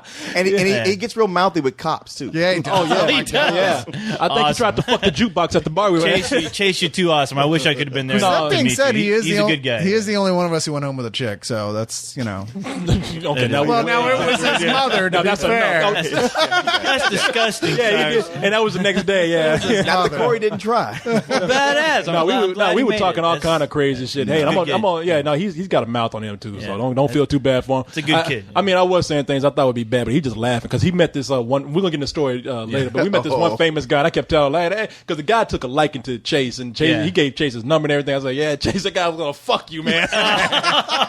And Chase was just laughing. you gonna fuck me? Oh, stop Wow. it. But no, he was cool, man. He hung out with us late. He had an experience, and he said before he left, he's like, man, this is the highlight of my summer. Right? Badass. He's like, I said, something ain't over yet. He's like, you don't understand. Man. Shit, do it in Orlando. I'm going back to Orlando with a bunch of old people. Going back to Fuck hell. going on. But But good for him, man. That's badass. And then there was these other people that showed up, man. We just we can't name everybody, but I remember the one kid. I called him Chicken Hawk because he reminded that little Chicken Hawk in the Foghorn Leghorn cartoon. Yeah, Henry Hawk. Matt. Yeah. No, I kept calling Mark, and every time he go, it's Matt. And finally, like after 8 times, I went, Matt. And he goes, oh my God, you remembered my name. And he was so excited. I felt like shit. Who are you, like Mr. Burns? I know. Simpson, eh? I felt so bad. Yeah. It was like there were just so many new people all at once. I was like, I don't know. Stan and Deborah were cool, but it was like a The Nicolas Cage twins, Mark, Tom, and Mike. Yeah, was it Mike? I think it's Michael. Yeah. Yeah. Okay. They were great. I spent I think I spent the most amount of time with yeah, them. they're like skinny Nicolas Cages. Yeah, but they both said they said like, oh yeah, he's our brother, and I was like, oh okay, and then later they were like, oh no, he's not our brother. We were just kidding. I was like, oh well, good for you. He told you Nicolas Cage was your brother. You got a funny joke. No. They were saying that Matt was their brother. Matt was their brother. Oh, that Matt. Oh, Yeah. yeah, I would have believed Nicolas Cage over Matt because little Matt was the reason why I say he's like that chicken hawk because he's just so spastic, because that chicken hawk come up to people like, hey you, I want a chicken, I'm gonna get it any way I can. Yeah, I don't wanna he was forget like, I want a chick, I get it any way I can. I don't want to forget about Christian Alvarez because we always like him on the Leog anyway. Yeah. And I met him the day before in line for the Joss Whedon thing. That is the one thing I tried Christian, to get into that I didn't get into. But yeah, so I got to talk to him a lot, and he's a good guy, man. Oh yeah, no, he was there, real too. sweet, man. Man, that dude Matt. But yeah, I finished telling you Matt stories because they're funny. Oh, I'm sorry. No, you didn't interrupt him. I'm just thinking. I wonder if I was going to tell it or not. But yeah, you didn't hear this yet. Okay. But this little dude, Matt, he came up to me. So he comes up and he's like, and he's looking real serious. He's like, hey, Corey, man, I got to talk to you about something. Can I talk to you privately, please? And I'm like, okay. And I was like, So he took you out of the strip club? yeah. Oh, that was Renegade. Man, this is close. Oh yeah, 12 hours outside the strip club. Oh, not again. How did I even get here? Oh, but come on, don't bust for it. I know, man. I know. He just get he knows the drill. But no, he pulled me aside. I said, man, what's wrong? He said, you okay? And he's like, look, man, you got any condoms? I was like, condoms? And he's like, yeah, you got any condoms? I was like, what you gonna do? Fucking fill them with water and throw them off the balcony? I mean, what you gonna do with condoms? And he's like, hey man, you don't understand, the waitress over there, and she's flirting with me, man. She really smiles at me a lot. I really feel like there's a vibe. He was going trying to strut in front of you. Yeah, I mean, I don't know, but he's like, I feel like I'm gonna need some protection, man.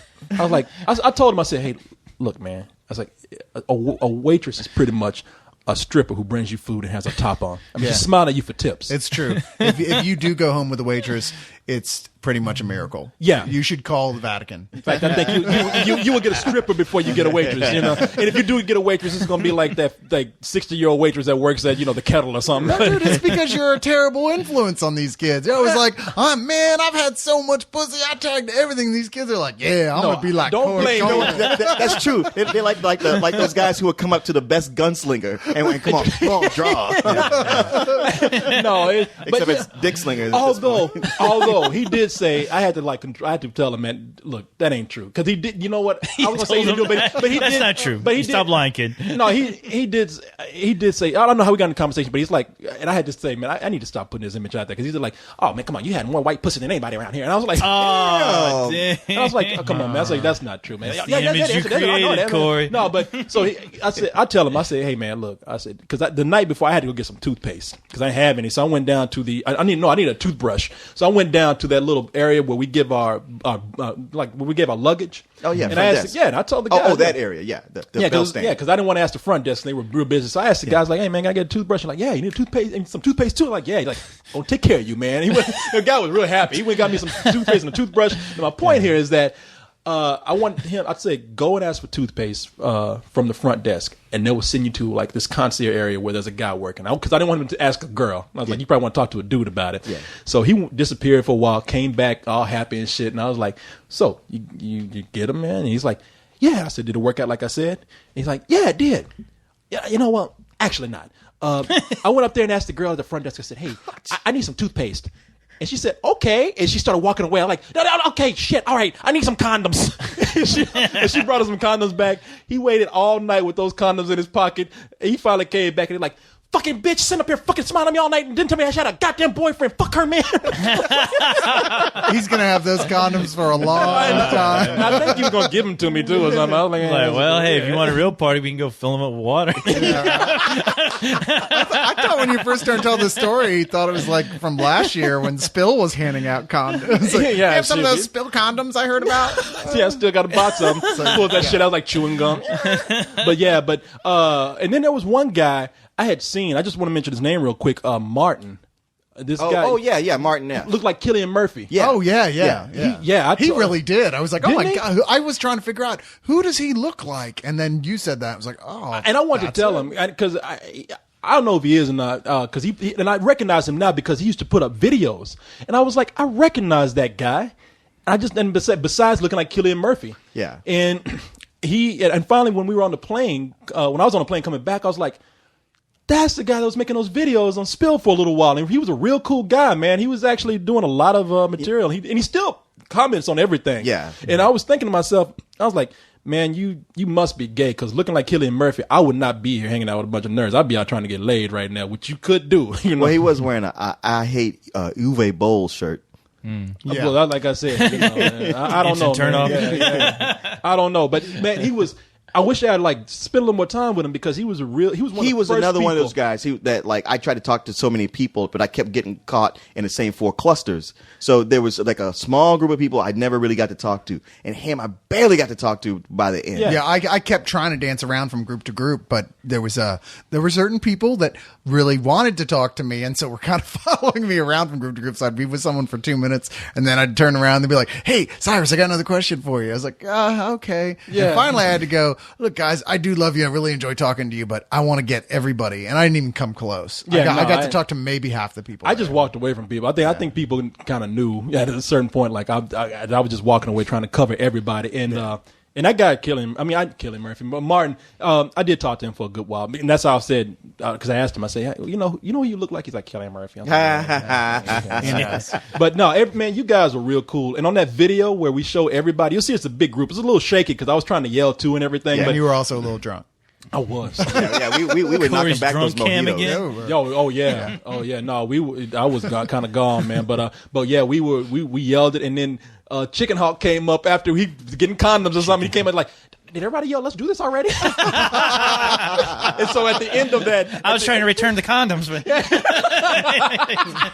I threw away the receipt. and at the end of that of the video, everybody yelling. It cuts to him immediately. Yeah. He's like, let's do this. And he puts up his hand. He's just like, fuck it. Like he's awesome. Yeah, man. Everybody there was Everybody cool. there was so cool. Those dudes from last year. Now you remember the guy? We can't mention everybody's name. I don't even know if they want to mention them. But the Rockstar guys, man. Oh yeah, those guys. Well, are Raphael, badass. because they might have missed it, but I ran into Raphael the day before or 2 days before, just walking down the hall, and told him about it. So that's how he knew to come and bring all those One other dude guys. had a light up Iron Man chest piece that was bad. Oh, that shirt? Yeah. Oh my God. I was like, where'd you get that? Yeah, no, I don't remember what he but said. he brought a posse with him. Yeah, he did. And I think he's showing up to the party, the Spill party. Oh yeah, he did say he was coming to the party. Yeah. but I mean, those are the same guys we hung out with last year. And they were real cool, man. Yeah. So, I mean, things are getting, like, if we're around next year. Oh, and one last thing. Oh, yeah. The girl Chloe showed up, who was so cute. Oh my God, she was so cool. That girl. Yeah, She she was cool. real nice, man.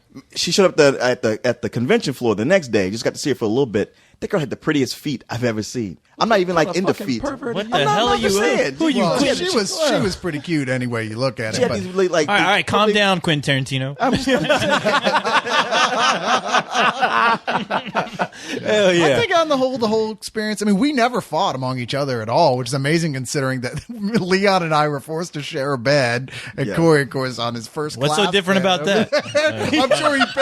I'm sure he paid for the upgrade at the hotel to the Yeah. single Hey, bed. there was one night where I did think about that, and I said, you know what?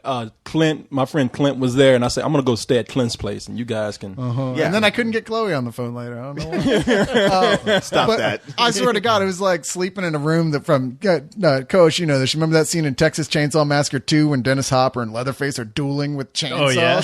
That's what it sounded What like. kind of chainsaws are y'all doing it with? I don't want to know nothing about The that. snoring from you guys, like Cyrus, tell me you are not going to sit here after telling me like I can't can't sleep shit. because I'm self-conscious about my snoring, which is considerably loud. But then you're going to be the first one to talk shit about the two of us. I couldn't hear my snoring. Let me tell you. Okay, no, don't talk. You guys, shit about were him. you guys opening up the fourth dimension or something?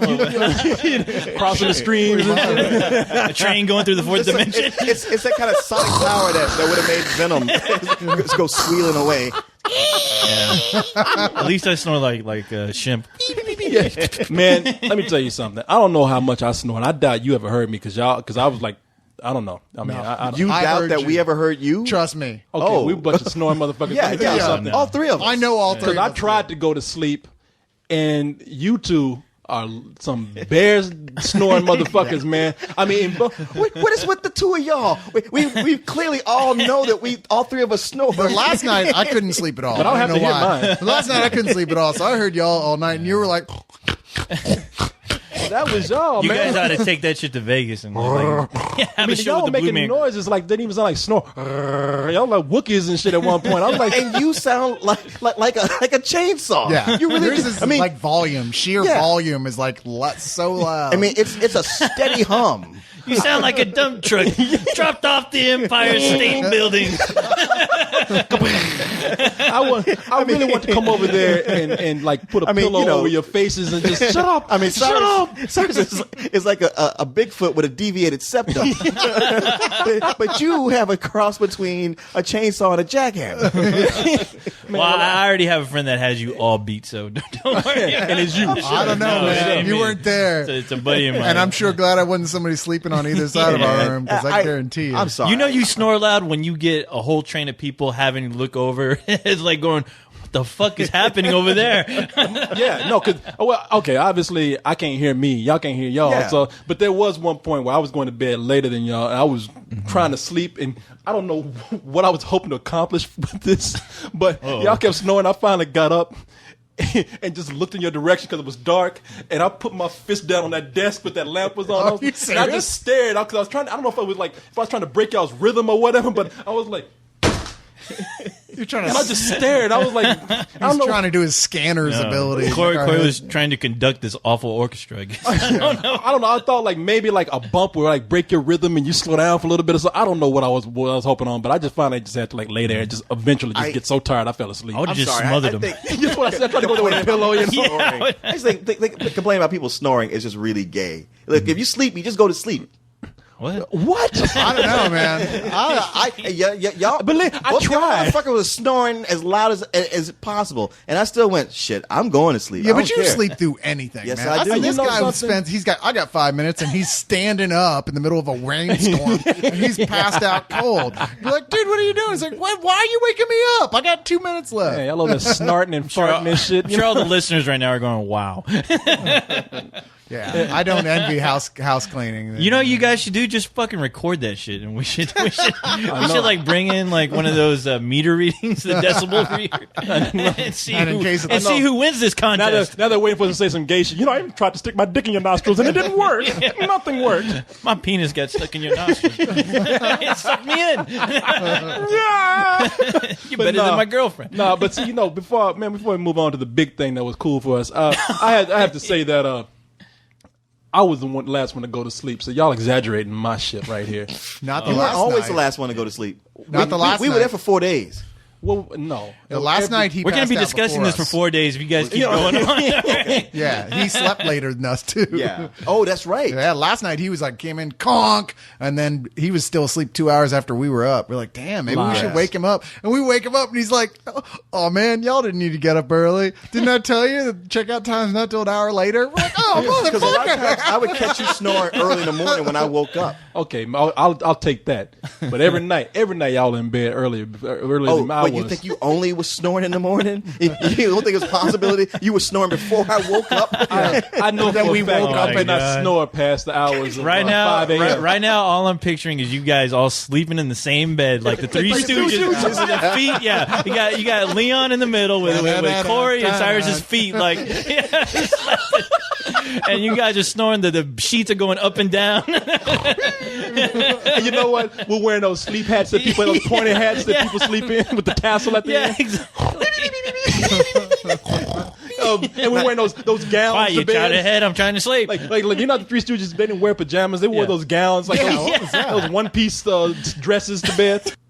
Now, co-host, I know we're about to get to probably like the main event, the coup de grace. But I would like to tell you, I got to ride in an elevator, have a good long conversation with one of your big heroes. Who? Mr. Tony Todd. Are you serious? Yeah. Oh, Candyman Ken. Candyman can. Yeah. Leon said his name 3 times and he showed up. Yeah, he plays the Candyman. awesome. He's there. Is he going to be in the next Final Destination? Actually, he doesn't.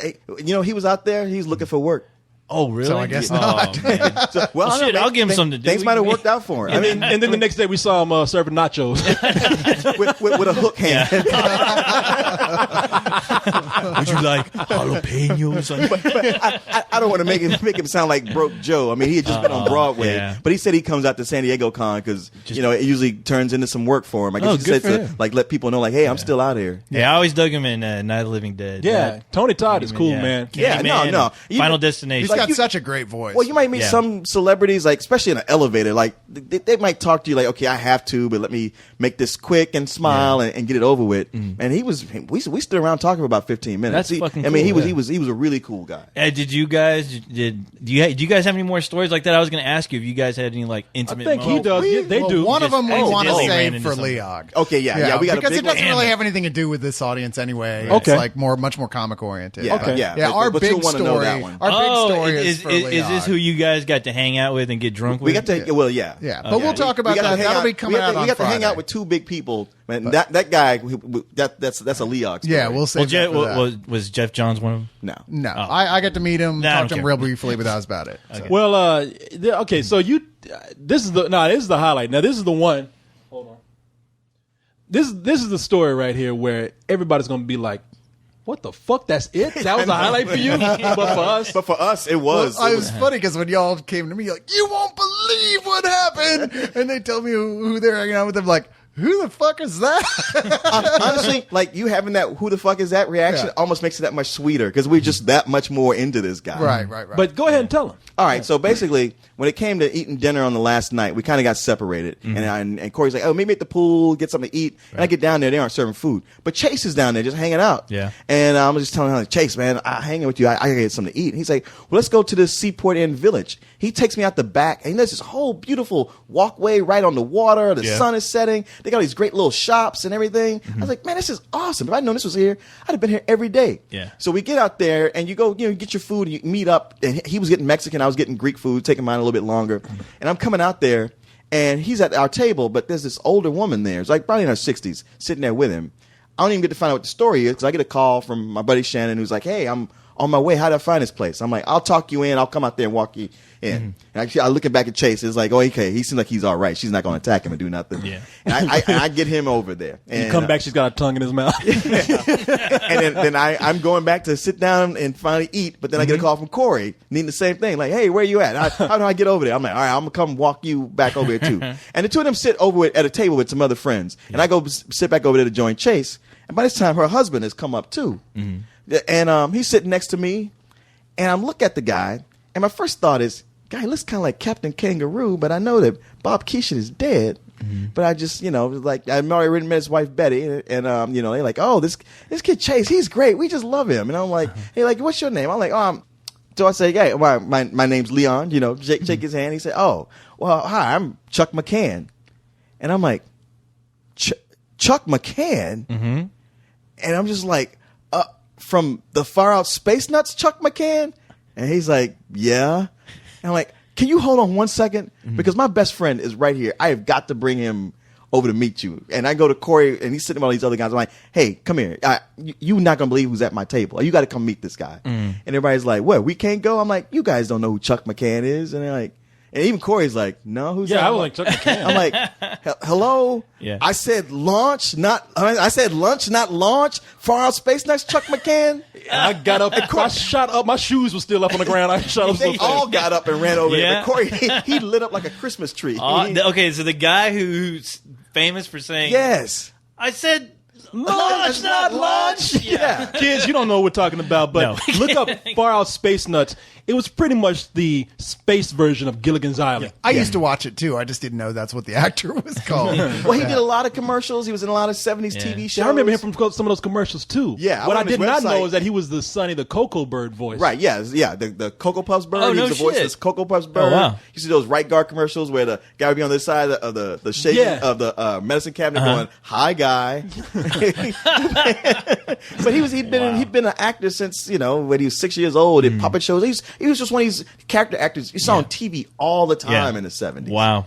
And Well, we sat there, man, and look, he's a character actor that you could tell like this was the highlight of Comic-Con for him too. Like no one probably sat down and listened to his stories that whole time like we did. I mean, and sincerely be into it because we thought like, okay, all right, you guys, nice to meet you. Now get the fuck out of my table and Right. let's go. I'm trying to eat with my wife, but he's like, hey guys, no, sit down. And he talked to us, telling us stories for about an hour. Oh, I think it was longer than that. Was it? Yeah. 'Cause And we watched the sun go completely down. Yeah, and even at the point where he stopped telling stories, we were just kind of joking around and having conversation. And he was telling us about his career and His family, his kids, his grandkids. Yeah, he's telling us how his son was the one that invented Skype. And we Oh, were no like, shit. yeah, and everything he told us, we were genuinely interested in because we like Skype, and me and Chase were both like, man, I'll use that all the time. I love that. Skype has made my life easier. When I went to Europe, I saved my ass. And he's like, well, Right. my son invented it. And it was like, Damn. wow, man, this is so great to hear you. And you could just tell that he was loving our company as much as we loved Right. his. And it got to a point where we were thinking like, okay, this is it. He's going to tell us to go. And even then he was like, guys, keep in touch. Call me. And I said, because I told him, I said, hey, you know what? I said, man, I love these stories you're telling so much. I would love to just record some of them and animate them. He's like, come to Los Angeles. We'll watch some movies. I'd love to do Damn. that. Yeah, I couldn't come stay Get at our the royal place. treatment. The huh? point when I, show up, he's like giving him the email and his personal phone number, going, "Y'all should come stay in the guest house. It'd be great. Use the swimming pool." Wow, that is Like, bad. what in Yeah, the it was. hell? He said, all you guys except that guy, Cyrus. Not you. Kid, There's you. something about you I just don't The trust. show wasn't as good as Gilligan's Island in space anyway. What do you say? They really did have a Gilligan. They did. They had a Gilligan's, Yeah, Gilligan's, cartoon. Gilligan's Planet. Gilligan's Planet. Yeah, they Yeah. did. They You're go, right. yeah, because they do the Gilligan's Island song, and at the end of it, the voice would go, "Planet." I think they got all the original voices my too. God. Jim Backus. Except for the women. Really? Yeah. Oh, okay. Yeah. I guess they. Never mind. Yeah, nobody cares about I was that. gonna say but I'm gonna say something lewd, but no, I don't want to. Not. Or maybe it was talking just about Chuck Ginger. McCain. Maybe they had Mary Ann. I can't remember. But I know they didn't have Ginger. They all had Marianne at some point. But man, we talked so long and had such a good time with this guy that when it was over with, I turned around and looked at Leon. I was like, God damn, man, that was That was badass. We talked for 16 hours. God damn. like, yeah. I mean, it seemed like that, but it was like such a natural, fun conversation. That's cool. Well, that's. And I mean, he's got yeah. all those stories of from just being an actor in television or movies for all those years, and he's still funny. There's the thing. I tell you what though, like that story, just being a fan of somebody's work and them allowing you access into their Yeah. world and just being cool with you, just feeling free to tell you just their whole life story if they wanted to,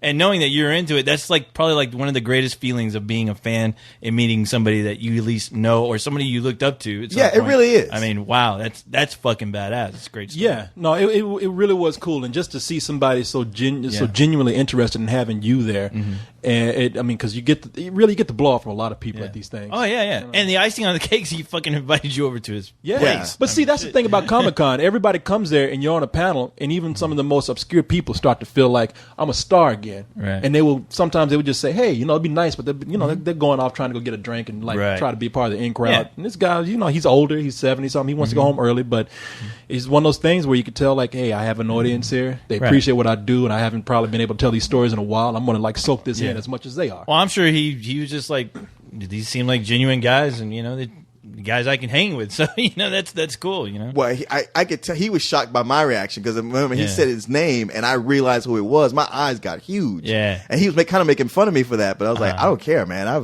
I'm a fan. Yeah, Yeah. that's No, badass. No, and it was a nice spot that we were in too because It was. man, we've been eating expensive that whole time because it We've seemed been like there was eating no place shitty, to go. expensive ass pretzel dogs for Yeah, 5 you days. were- $5 You were for telling me. small pretzel We finally dog. found a place where they Yeah. had like decent food, man, Yeah. for finally a nice price, like reasonable prices. Right. Like I actually got some good fish, you know, for Yeah.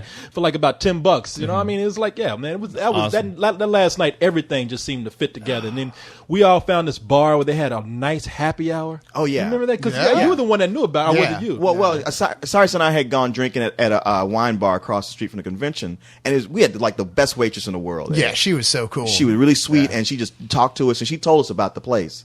And so it was just since we were in the area. It's funny because I was out talking out loud, like, yeah, she said it was La Por something, and the guy was there. It's like, you mean La Puerta? I worked there. I'm just coming out of there. Oh, It's the right guy, there. the guy in the corner. Yeah. He's Yeah. like, all right, we'll go there, guys. But yeah, we were like asking the waitress, so where do service industry people hang out in this town? Where do they go to get like, good drinks for reasonable prices? And she's like, oh yeah, definitely here. That's where you want to go. Awesome. Yeah. And she was right, man. It was like half price every Everything. drink behind the bar. All Everything. night, yeah. Yeah. And we were like, fuck. And so we like, we had a whole bunch of us there and we're thinking, man, this bill is not even going to be fun even at half price. yeah. And we get it and it was like $50 for all these $50, and how many people were there? It's Like seven? seven? Six or Seven, yeah. Because Wow. even at DW's the night that we hung there, I ended up having to pay $150 for the tab, which was like $300, man. It was like, yeah, Jesus. it was like. Well, we know where we're going whenever we have people with us next time. Next time we're gonna say, going- let's meet away from a Yeah. fucking hotel. You know, Yeah. I know it's nice and everything. Hopefully, if they keep it at San Diego. Yeah. So. Yeah. They did those frozen mojitos. Oh, I those never frozen had mojitos. That was the before. best. Oh my god. Yeah, no, those because who got that first? I thought it was you, Leon, wasn't it? Well, I heard somebody else say it. No, Did you? Okay. we Well, who saw them actually- get set. Somebody brought them down because I remember saying, Yeah, that's one of the other guys. It might have been Randy from Rogues Gallery who did it. Who Because got it first. I asked her, I said, "Damn, baby, you holding out on the Oh, mojito." you know what? It was No, Chase. It was it's Chase. They had about five. Chase. He was. You remember because he had his Chase is hand on. cool, man. That's Yeah, right. he had his hand on the tit of one of the waitresses there and everything. Sitting there, hey, you looking He like is Raymond a- at the yeah. strip club that time when we were in New Orleans. He is a smooth criminal. He had two scotches before we even sat No, down. Chase didn't do any drinking. I know his mother's look. His mother's probably like, heard that shit. Like, what did they do? No, but I can't. No, Mom. Sounds like that kid in Christmas Mama. Story. No, Mom, please don't. Thanks, guys. Fuck you. I'm never hanging out with you again. He did get the most lap dances though. But nah, man, that was it was a great time. Awesome. God damn it, I wish I was there. We hope you can come next year. Next year? Yeah. Yeah, next year. I'll be dead next year. Yeah, you're definitely in because I tell you something. I was talking to Jamie today, and it was like, "Hey, look, no matter how crazy Comic-Con gets, we have to invest in it because everyone does it. Yeah. If you're a website, you got to be there. Oh no, it's like huge. Plus, I mean, we it's- really could have used another person there. True. Because there was so much stuff to cover, and we were just spread too thin. There was Oh, no way man. we could do Yeah. it all. Yeah. There was so much to cover because I mean, even I wouldn't want to put you out of the either one of you out of Hall H because you really need to be there. You're gonna see some cool shit, but one of you could have been covering comic book stuff. Yeah. for your end. What I was doing, I was going and covering an animation panel. Yeah, Will, which is a large part of what we'll talk about on this Leog Yeah. coming out on Friday. It's because he's got so much stuff to say from that. All I got to see was I saw a couple Marvel and DC Here's What's Coming Up panels, but I never got to go to the big ones where they made all the announcements. Every panel I went to, they're always like, "Well, we'll be answering that tomorrow at the tomorrow. I can't be at that one. So I gotta go see Zombieland. Yeah, no. Oh, it's- did they show Zombieland? Just see stuff from it. Yeah. Oh, okay. I was about to Yeah, I say, mean, I would love to jeez. go just to cover the comic stuff. Yeah. who was Jeff Ponytail? Who had Jeff the- Sebesta? Yeah, he was the one that had the mojito first. Was it okay. him? Yeah, because I mean, Okay. he sat down. I was like, "What the fuck is that you drinking? You faggot, that girly drink?" And he's like, "Man, it's a frozen mojito." I'm like, "Oh, give me some." Well, like, oh, let me taste that. People, when I said faggot, we're joking. Just the same way I was. Don't I, skip I, on I'm the acting salt. niggerish later, you know. Yeah, we yeah, just- you did say niggerish twice. So, yeah, so we say, look, so you allowed one don't- faggot. Exactly. Yeah, don't get too offended people. But no, Yeah, no, Corey it- said, "Where's my umbrella?" yeah, man, it was. Tie my shirt up in a knot and everything. Ooh, delicious. This is the live boys. Some Megatroid. Throwing confetti all around the bar. I was joking the other day. Hello, San Diego. Man, I was joking the other day, but I really do want to see a live action Snagglepuss movie now. Yeah. I don't know about live action. Yeah. I'd settle for an animated Snagglepuss. That's what movie. we were joking about. It said Nathan Lane as Snaggle. Oh, that's right. We did talk about it.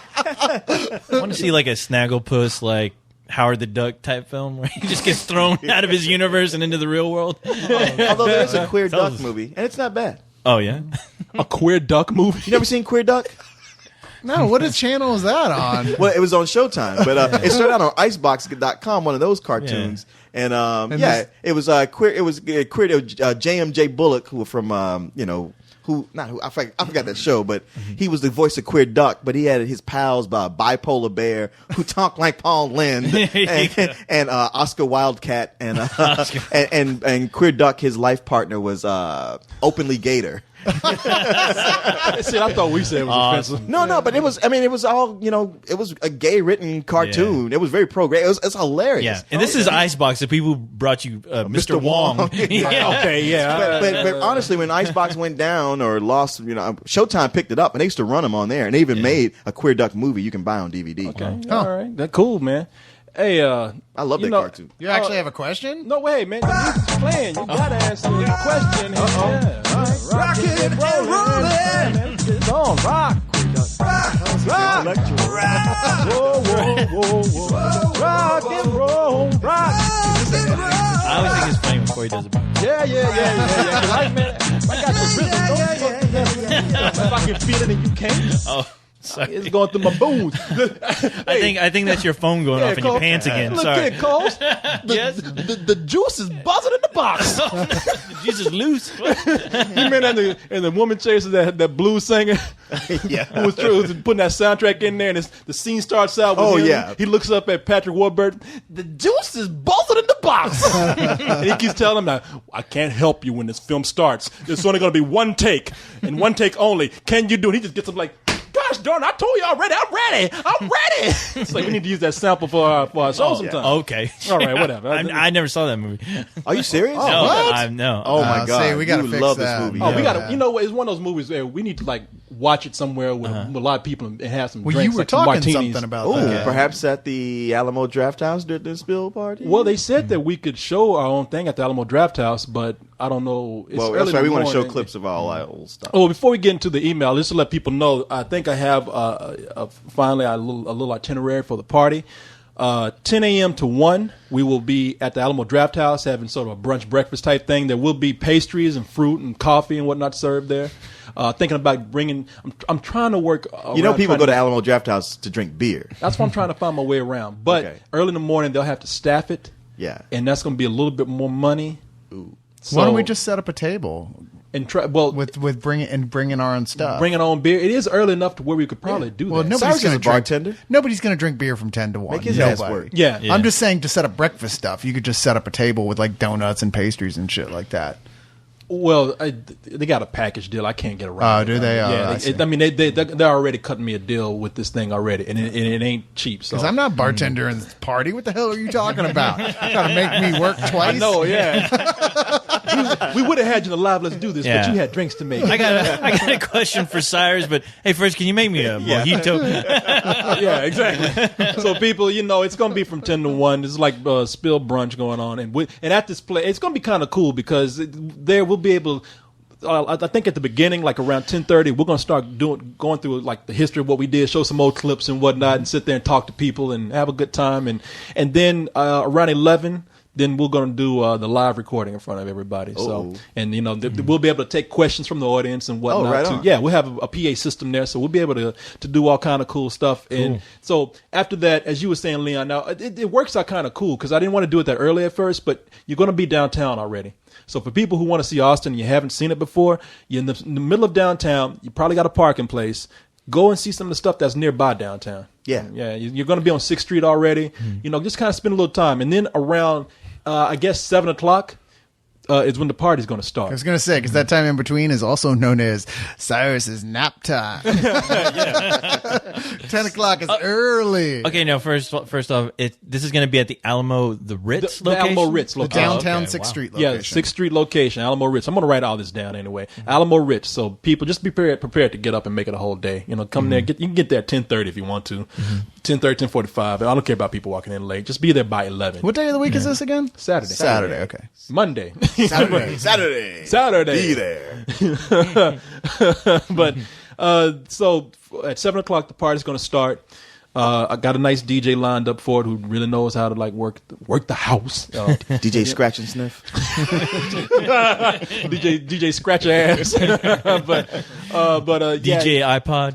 no, I think he's gonna be there. DJ Jeff Strange, I think, might be there. He hadn't said anything. The guy owns a clothing store that I like to go shopping at, and he okay, this y'all. All right, I didn't know I brought this What? up in front I of didn't you. say nothing. Hold on. You started to laugh at this. Man. Both y'all. I'm trying to look at Boy, Cyrus. Corey Cyrus is living the Sorry. life. Cyrus is turning red. He's laughing so hard. You know this guy really well too. Coming in there every damn day. I was wondering where you get your shiny shirts from. My headbands and everything. He's worn the shirt once. He got to throw it away. My Can't wear roller that derby shit shorts. twice. Fellas, check out my alligator boots. They got my initials on. They're still alive. It's snapping at your feet right now. Openly gator boots. Oh, damn, nice. I brought that full circle. That was good, man. Until you one. said I brought it full circle. I know. I had to go with that shit, I'm man. sorry. But so at 7 o'clock, the party's going to start. Yes, DJ Jeff Strange will hopefully be there, knows how to rock the house. And we're going to try and go until midnight, but we'll see what happens. If we need to go over, we'll go over. But I know people are going to probably start getting tired. If it thins out, then we'll go some other places. I know people are going to split between going to other bars and the strip club. Strip club. Yeah. I mean, that's what I know that's what's going to happen. I'm telling you. I ain't taking them to the strip club. That's what you say now. Yeah, once you Yeah. get a few whiskeys in you, Yeah. I'm not willing to. Yeah, then I got to hear about it for a whole year. Nope. You've been loving that. What are you talking about? Cyrus, you know he's lying. He's man. totally lying. Yeah, you know, even Cole's looking at you Leon, right now. Leon is changing his ways. You'll have like, and then people will be, people be Turned over saying a the whole same new thing. leaf. Yeah, we'll be like, you said you were going to do it. You'd be like, man, they all came up to me and kept asking me. I had to do it. It's what the That people is what wanted. happened. I was getting bugged. I had like 8 guys I'm going, just saying- Leon, when are we going? I'm just like, saying all right, it's you a good- guest in my town. I guess I got to take I'm just you. saying it's going to happen again. It's going to happen again. It is. So, hey, look, got a nice email here from, sorry. And then Sunday, I'm thinking around 5 p.m., that's when we're going to have the barbecue. I don't expect a lot of people to be there. I haven't decided how it's going to be catered, but there will be some food there. And it's just kind of like a nice thing for people to kind of unwind. Smaller group of people to kind of get close to each other, know each other in a surrounding that's not so crazy. Hey, well, I don't know what kind of food it's going to be. It's going to be Slim Jims and Rice Krispie cakes. No, you know what it's going to be? It's going to be some cheap grocery store cookies and some watered down punch. It's gonna be Lay's, Yeah, it's- Lay's barbecue chips. One of those cookies, Hydrox cookies, like not quite Oreos, but this is the best you could afford. Yeah, knock off Oreos and shit. They call Oreos. The best that only KFC could give us. Bucket of dark meat chicken from KFC. Hey, man, But- I like So I was going to say, I'd rather have the dark meat. Thanks very much. Oh, I bet you Chicken. would. I bet you would. You Chicken. So- See, don't go there. So people, you're listening, you got a good idea of what's going to go down. So I'm going to put up a little blog about discussion group later this week. Sounds so like you a know. weekend of fun. It is. It's going to be fun. I don't expect everybody to go to everything. I mean, I'm including us. Like I'm just putting this together for people who want to go and for people who to give you something to do. I figure if people are coming in from out of town, I think we even might have a couple of people from out of the country coming. Get out of here. What? Nah. Well, I know the Hodges will be here. Oh, The yeah. wait, Potty Nick- stop. Nick Hodges. Wait, yeah. okay, you said the Hodges. That made it sound like more than one. Like you can bring his whole. He's enough for British two clan. people, man. Hey, I have no problem with him bringing his sister. Oh, that's right. Y'all did say yeah. his sister was hot, didn't you? Look up his what was his sister's band called? Scrubbia? Or No, something like that? What is it? no. Chlamydia? What? Damn it. A fine ass sister. Why'd you have to bring that up? You should look You it brought it up. up. I didn't say shit. Well, I just brought up his sister. Oh, I think the name of that band is "I Want to Fuck Your Sister." damn. At least Yeah, that's my you name heard for it. Well, Heard Nick, from you him, got to man. bring her now. Hey Nick, can you give me another autograph with this podcast? I bet your sister be like, God damn. Hey, No. we'll get his sister the here hell? and Chicken Hawk Matt. you know, Chicken Hawk Mac. He'd be like, "Hey Corey, I gotta ask you something." Yeah. Nick's sister, man, she's really eyeing me out, man. And, you know, she gave me an autograph and everything. I think she wants to fuck me. You got any condoms? Yeah. I'm like, get out of here, Damn. man. Hey, Matt, by the way, we love you. Our teasing you means we love you. Yeah, you hear us taking the piss out of each other. If we're teasing you, in most cases, and this is one, it means you're cool. And I'm only stressing this because we have a few people who like when you tease them, like, "Hey, I'm bringing you in. I'm teasing you." They take it personally. Yeah. I'll tell you one, that. and let me say, I've seen it, and because I can only say this because I really like this guy. I know Bo is like talking shit to him, but it's Jalford. That Jalford, he's out of control. Jalford's on the verge. I've literally had to say, look, man, you say one more word, you harass me or any of the league members one more time, and I will ban you from the site. See, I like Jalford. He's very he gives us You a lot don't of see content the and shit he everything. does, but Well, let us know before Hey. you what. yeah, I already talked to you about it. I just remember the name Escala. Escala. There you go. Yeah. That's it. Escala. Go pick it up. It's actually fucking good. Escala, to be no, honest. which is Italian Yeah. for I want to fuck your sister. Yeah. You can listen to I Want to Hang Out with Your Sister on my page. If you Yeah, like no, no, very cool band. You should Yeah. check it out. I mean, they really are going big, you know. So Nick is just sitting there, but no, Nick is going to be cool too. Nick's already on his way. Nick's talking all kind of famous. He's gonna people. fucking end up killing you in your sleep. That's I what's know gonna happen. you motherfucker. Yeah, like, Talking he's all going to be that like shit. Scarface. Yeah. She's gonna go, not for you. So don't sleep with him this year, Corey. You I know, what's yeah. gonna happen. No, him and Kent gonna be sharing that couch. Yeah, it's gonna be together. Three Stooges all over again, right Yeah, here exactly. in Corey's room. Okay, so here's an email, man. It's not really a question, but Stan wrote us from the party. Oh, yeah, I like Stan. Yeah. The first guys that we met who came up in Dressed up in- like Yeah, Stan, Pokemon Stan, outfits. Stan and Deborah. and Deborah, yeah. I guess he didn't like me calling her Debbie, but even though I call her Deb. Well, here's what he says. Okay. He said, "Hey, how's this going? God damn it, he's got me talking crazy. Hey, how's it going? This is Stan from Comic-Con / Spill Party. I was with my friend Debbie, as you called her, like he put it in quotes as if I was doing something wrong. Jackass. As you called her throughout the Comic-Con. It was my goodness. awesome hanging with you guys, and I hope we can hang out again next Comic-Con. Hey man, look, it was you guys were some of the sweetest people. Seriously, it was hard to break away from you guys. And we tried. we am believe me. Kidding. I gnawed at my arm a few times to get away from you, but it was really cool. You guys are nice. Debbie was really sweet. She was real nice. Yeah, so, she was. Yeah, sweet girl, man. So we had a real good time. We had a real good time with everybody. So thank you. That was really nice, man.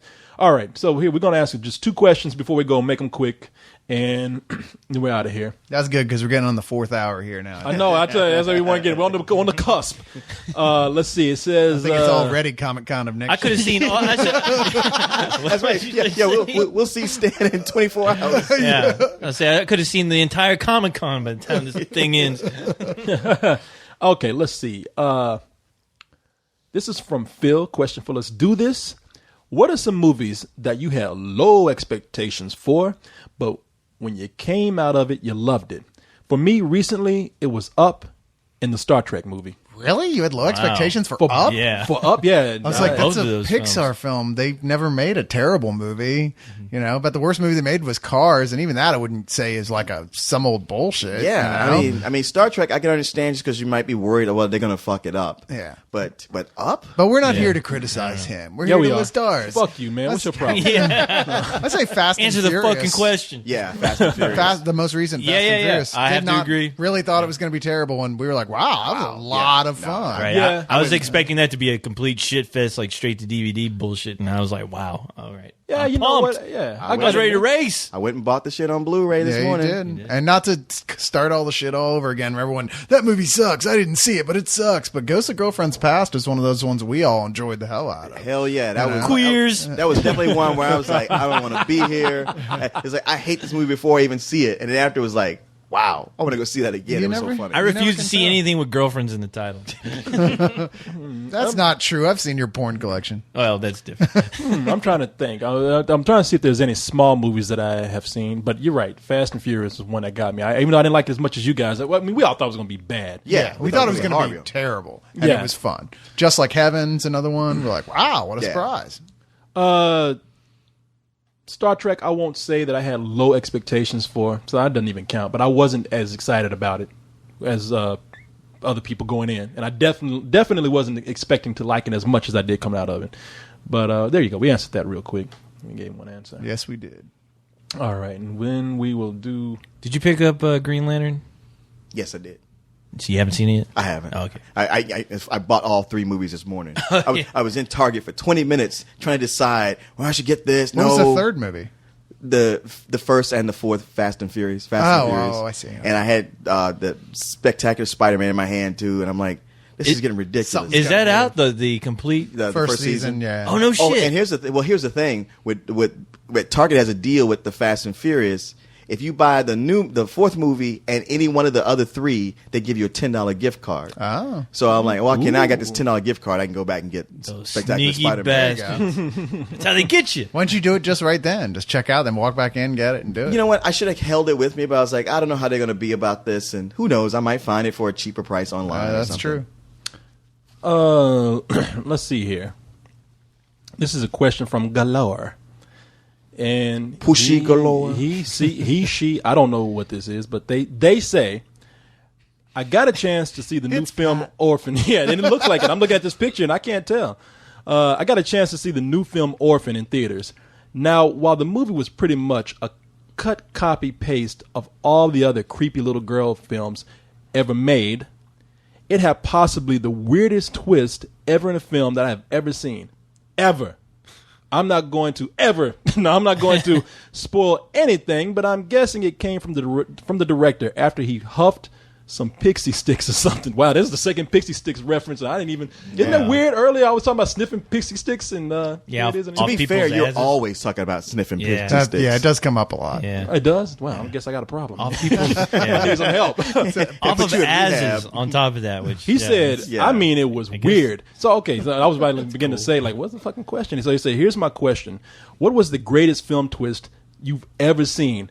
And no, it was his sled doesn't count. I know what movie you're talking about. Thanks. I mean, we have What? seen some weird twists in movies before, but I mean, is he saying weirdest or greatest? weirdest. A weirdest. Oh. Wow. Okay. I don't know. I mean, although we were talking about this for a while during the con, and even though it's not convincing, it's not plausible at all in the game. The very end of that is probably my favorite twist, just because it's so outrageous that you just laugh for like 5 minutes. See, on the David Fincher tip, Fight Club to me has the best twist ending, the one that I totally But did what's not the see. weirdest, though? But weirdest? Yeah, I got one. I just saw a movie called Pontypool. Oh yeah, It played at South by Southwest, and it tricks you into thinking it's a zombie film, but towards the end they turn that shit into some weird, like, it makes no fucking sense. It's the one movie where after I watched it, I was pissed because I was like, what the fuck just happened? Did somebody just lose the script? And they told the actors, you know what, just fucking act insane and come up with some crazy shit from your old drama class and just do whatever. Because that's how this film ended. I mean, it was fucking retarded. Oh, yeah. You know what? I have to agree because I saw it. Yeah. And did you stay after the credits? I and watched see- everything, yeah. Did you see that last scene that at the last end of the scene credit? didn't make any sense at all. What was Yeah. that No. about? Well, there's the last scene at the very end of the the credits. end The of the very end of the credits, credits. yeah. Oh, no. Oh, you Okay, missed no. something even weirder. Yeah, because Oh, that no was shit. that was like David Lynch weird. Like, wait, what the fuck does this have to do with anything that was in this movie Cole, yeah. on any level? Wow. Co-host is right. It's a zombie movie that turns into something a little more literary, seriously. And then, I actually liked it, but I recognized what it was referencing. see, I wasn't crazy about it myself. No, my friend, my buddy called me up. He called me up like around 10 o'clock. He's like, I got this movie. I've heard about it online. I got to bring it over. We got to watch this shit. And he was telling me the premise, and it says, yeah, this guy who's working at a radio station, he starts hearing this report, and it sounds like zombies are attacking this hospital, and basically it's just a guy on the radio hearing these reports, and people are freaking out, and he's trying to get an idea of what's going on.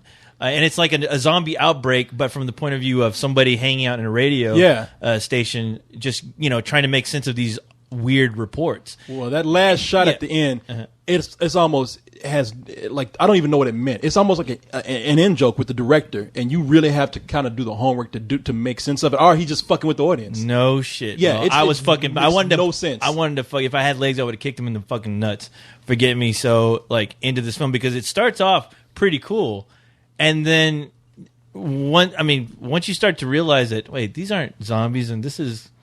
What the They fuck are is going zombies. on? They're just a complete different definition of zombies. I And- mean, and they you know what? behave like zombies. They do what zombies do, and Well- they're just as dangerous as zombies. They just have a totally different explanation for why they are. in what my they eyes, are. they failed miserably. Nah, with, see, with I their actually new really, take. I really liked it. I understand why people have a hard time suspending their disbelief because Yep. it's a bizarre explanation. Me and my friend were But- fucking pissed. I thought it was pretty awesome. Oh, really? I've never been so pissed off at a movie. Yeah, I was like, honestly, I've never felt like somebody just took a good like hour and a half or 2 hours away from my life, but that movie did it, and I was really pissed off.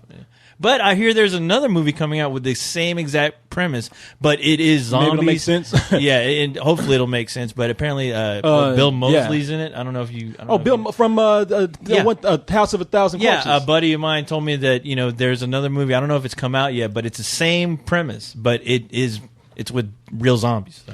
If you want to get into something like getting into classic weird endings, I'm trying to find things that I can say out loud that won't ruin anything for people because they're movies that are old or hard to find. But of course, Sleepaway Camp had like a really weird twist, But you should Good one. YouTube that one just because if you do it, the first thing will pop up is the end, and that's some freaky shit. I can't get that face out of my head. I know. Yeah. When I saw that, I remember just turning out the lights.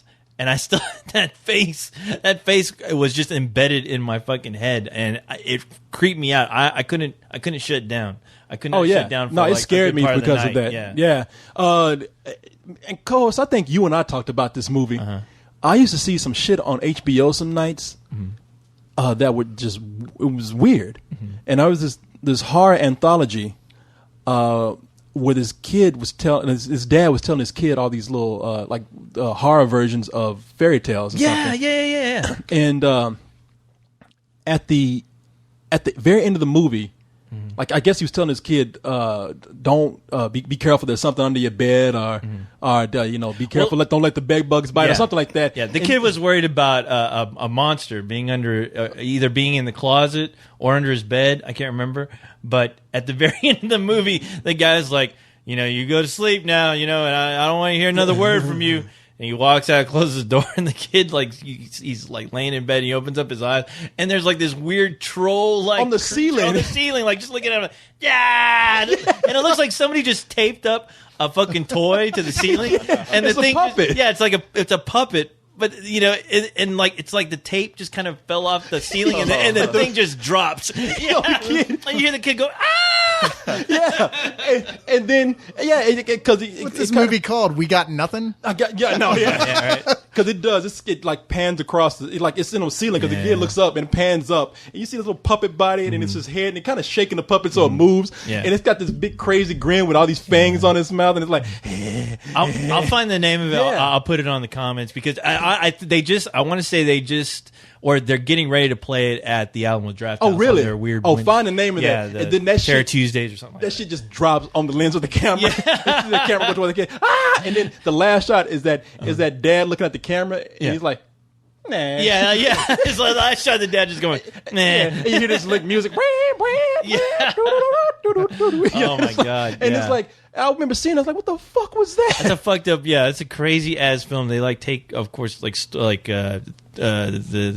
what is it, Goldilocks and the Three Bears, and they do like a modern telling, but the family is a bunch of criminals and they're robbing banks, and there's this Goldilocks shows up, but she's also fucking insane. Like, she's killed and set her boyfriends on fire, and she has them all her boyfriends are collected in her house. It was the original version of the fable. Most people aren't familiar with it. It goes just like that. I think it was cleaned up later by Mother Goose. Was that the same? Talking about weird endings, I give a weird ending to one of these segments. Was that the same movie where they had this guy who was into this woman, and it was like this old guy who ran a funeral home. Yeah, and then he couldn't have this girl. He was so into her, he couldn't have her. And she was much younger than him, so he finally choked her to death or something. And then the body came to his funeral home, and he had to dress up the body, but when no one's around, he went ahead and had sex with the corpse.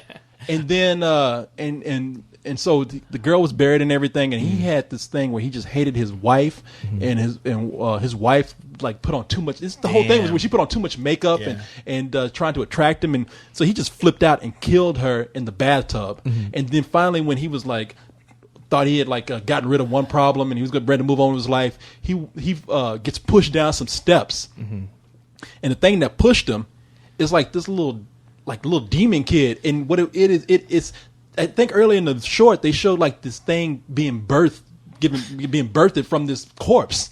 So he had sex with this corpse, and I guess got the corpse impregnated. Are you sure this wasn't like 8 different movies? in No. one? No, No. I want to say it's been a while, but I want to say I think you're right. God, And then here's the weird thing about it. Like, he falls down steps and he looks up, and that thing is standing at the top of the steps like, Daddy, Daddy. And he's like, no.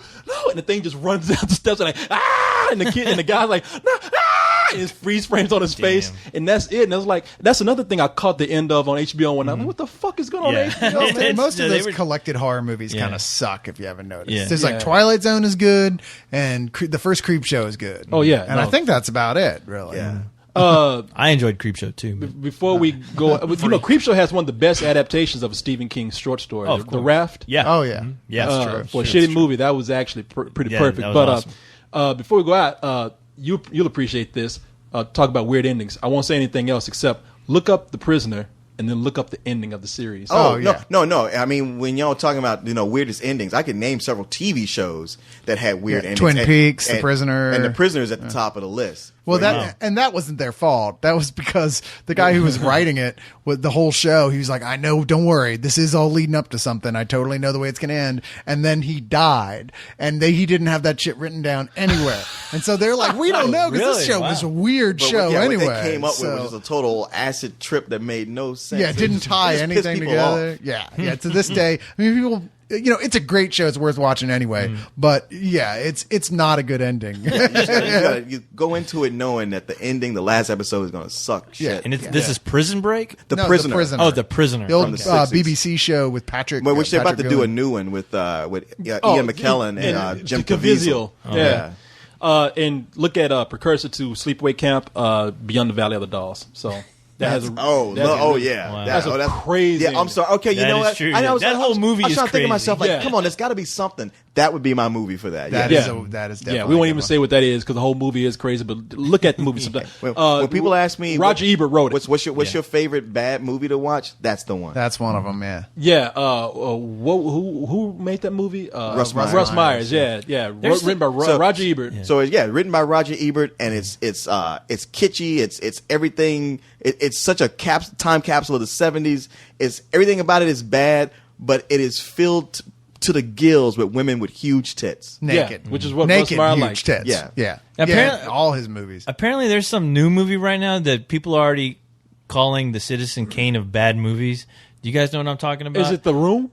Yes. Yeah. Oh, The yes. Room. I Yeah, haven't seen yeah, it. we Yes. saw that. It's been making news. Apparently, people have been lining up like crazy. To see Oh yeah, this we movie saw it, because man. it's With so the with awful. the. Yeah, it's pretty bad. It's been making like headlines. Let me just put it today. this way: it is so bad that I'm not even buying it. I mean, I think this guy is putting on an act because it's a crazy French guy who's like.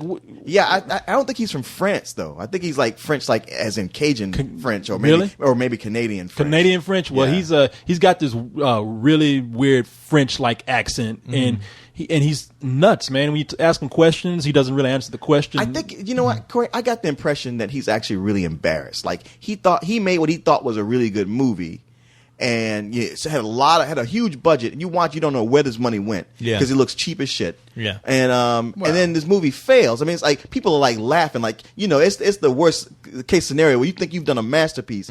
People are Yeah. laughing at it, but they're like, it's a comedy tour of the force. Yeah. Yeah. And at this point, with all his money sunk in, he's got no choice but to to go suck along it with up. it and kind of act like, oh yeah, I played. This is what I wanted. Well, that's Well, the yeah, story. you Well, might as well. I mean, but It was I like- really I really get the impression, like from the way he was answering questions, like he feels uncomfortable about the fact that people are like going, "How does it feel to make the worst movie ever?" And he just, he says something smart. Uncomfortably playing along? I can tell you this: the guys who made Troll are going, whew, or Troll 2, sorry, because that's a member at South by Southwest best worst movie. Oh, yeah. people following around Troll 2 and going, oh, best worst movie ever, and they're interviewing the director and writer, the Italian people, and they're like, these people are crazy. This film's a masterpiece. After all these years, they're still like, fuck these people. This film is brilliant. It is a brilliant film if you ask me. But No, I I love love it it. looks better than the, Listo. I don't The know Room. what his Oh, Wazoo. Wazoo. Yeah, I think. Wizzo. Wizzo. Yeah, that's right. Tommy Wiseau. Yeah, I think he's having to go on tour and promote the movie to try to make some money back. Like whoever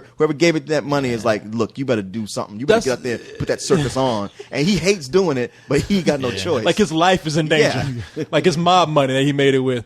He's not going to be making any more movies, though, I bet. Yeah. So if Tommy Wiseau just disappears one day, you don't know what happened. He could be the next Ed Wood for all we know. Sleeping with the fishes. Yeah. So anyway, that's it, y'all. Let's go. That's it. It's over. We actually end up going the distance with this. Oh, my We God. did this. Shut my ass down. Hey, but you know something? It's not as hot as when we usually True. record this. There is that. We weren't sweating and well, Yeah, maybe but you it's were, good so long. I'm starving. I'm ready to eat my own milk. You hear that, Goatsy? Come on in and take us on out of here. That is fucking gross. See, and then you guys got it made. You get done with one of these, you can just sleep for the rest of the week. Yeah. But sorry, it's not still have a Leog to record. Yeah, we do. Oh, like it's that hard. Get on out of here. All right, let's Getting let drunk these and old, recording sucks. complaining, tired ass motherfucker on out of here. Tired. Get the hell All right, out of here, y'all. you We'll talk to you later, y'all. Good night. Comic-Con ass. To the temple.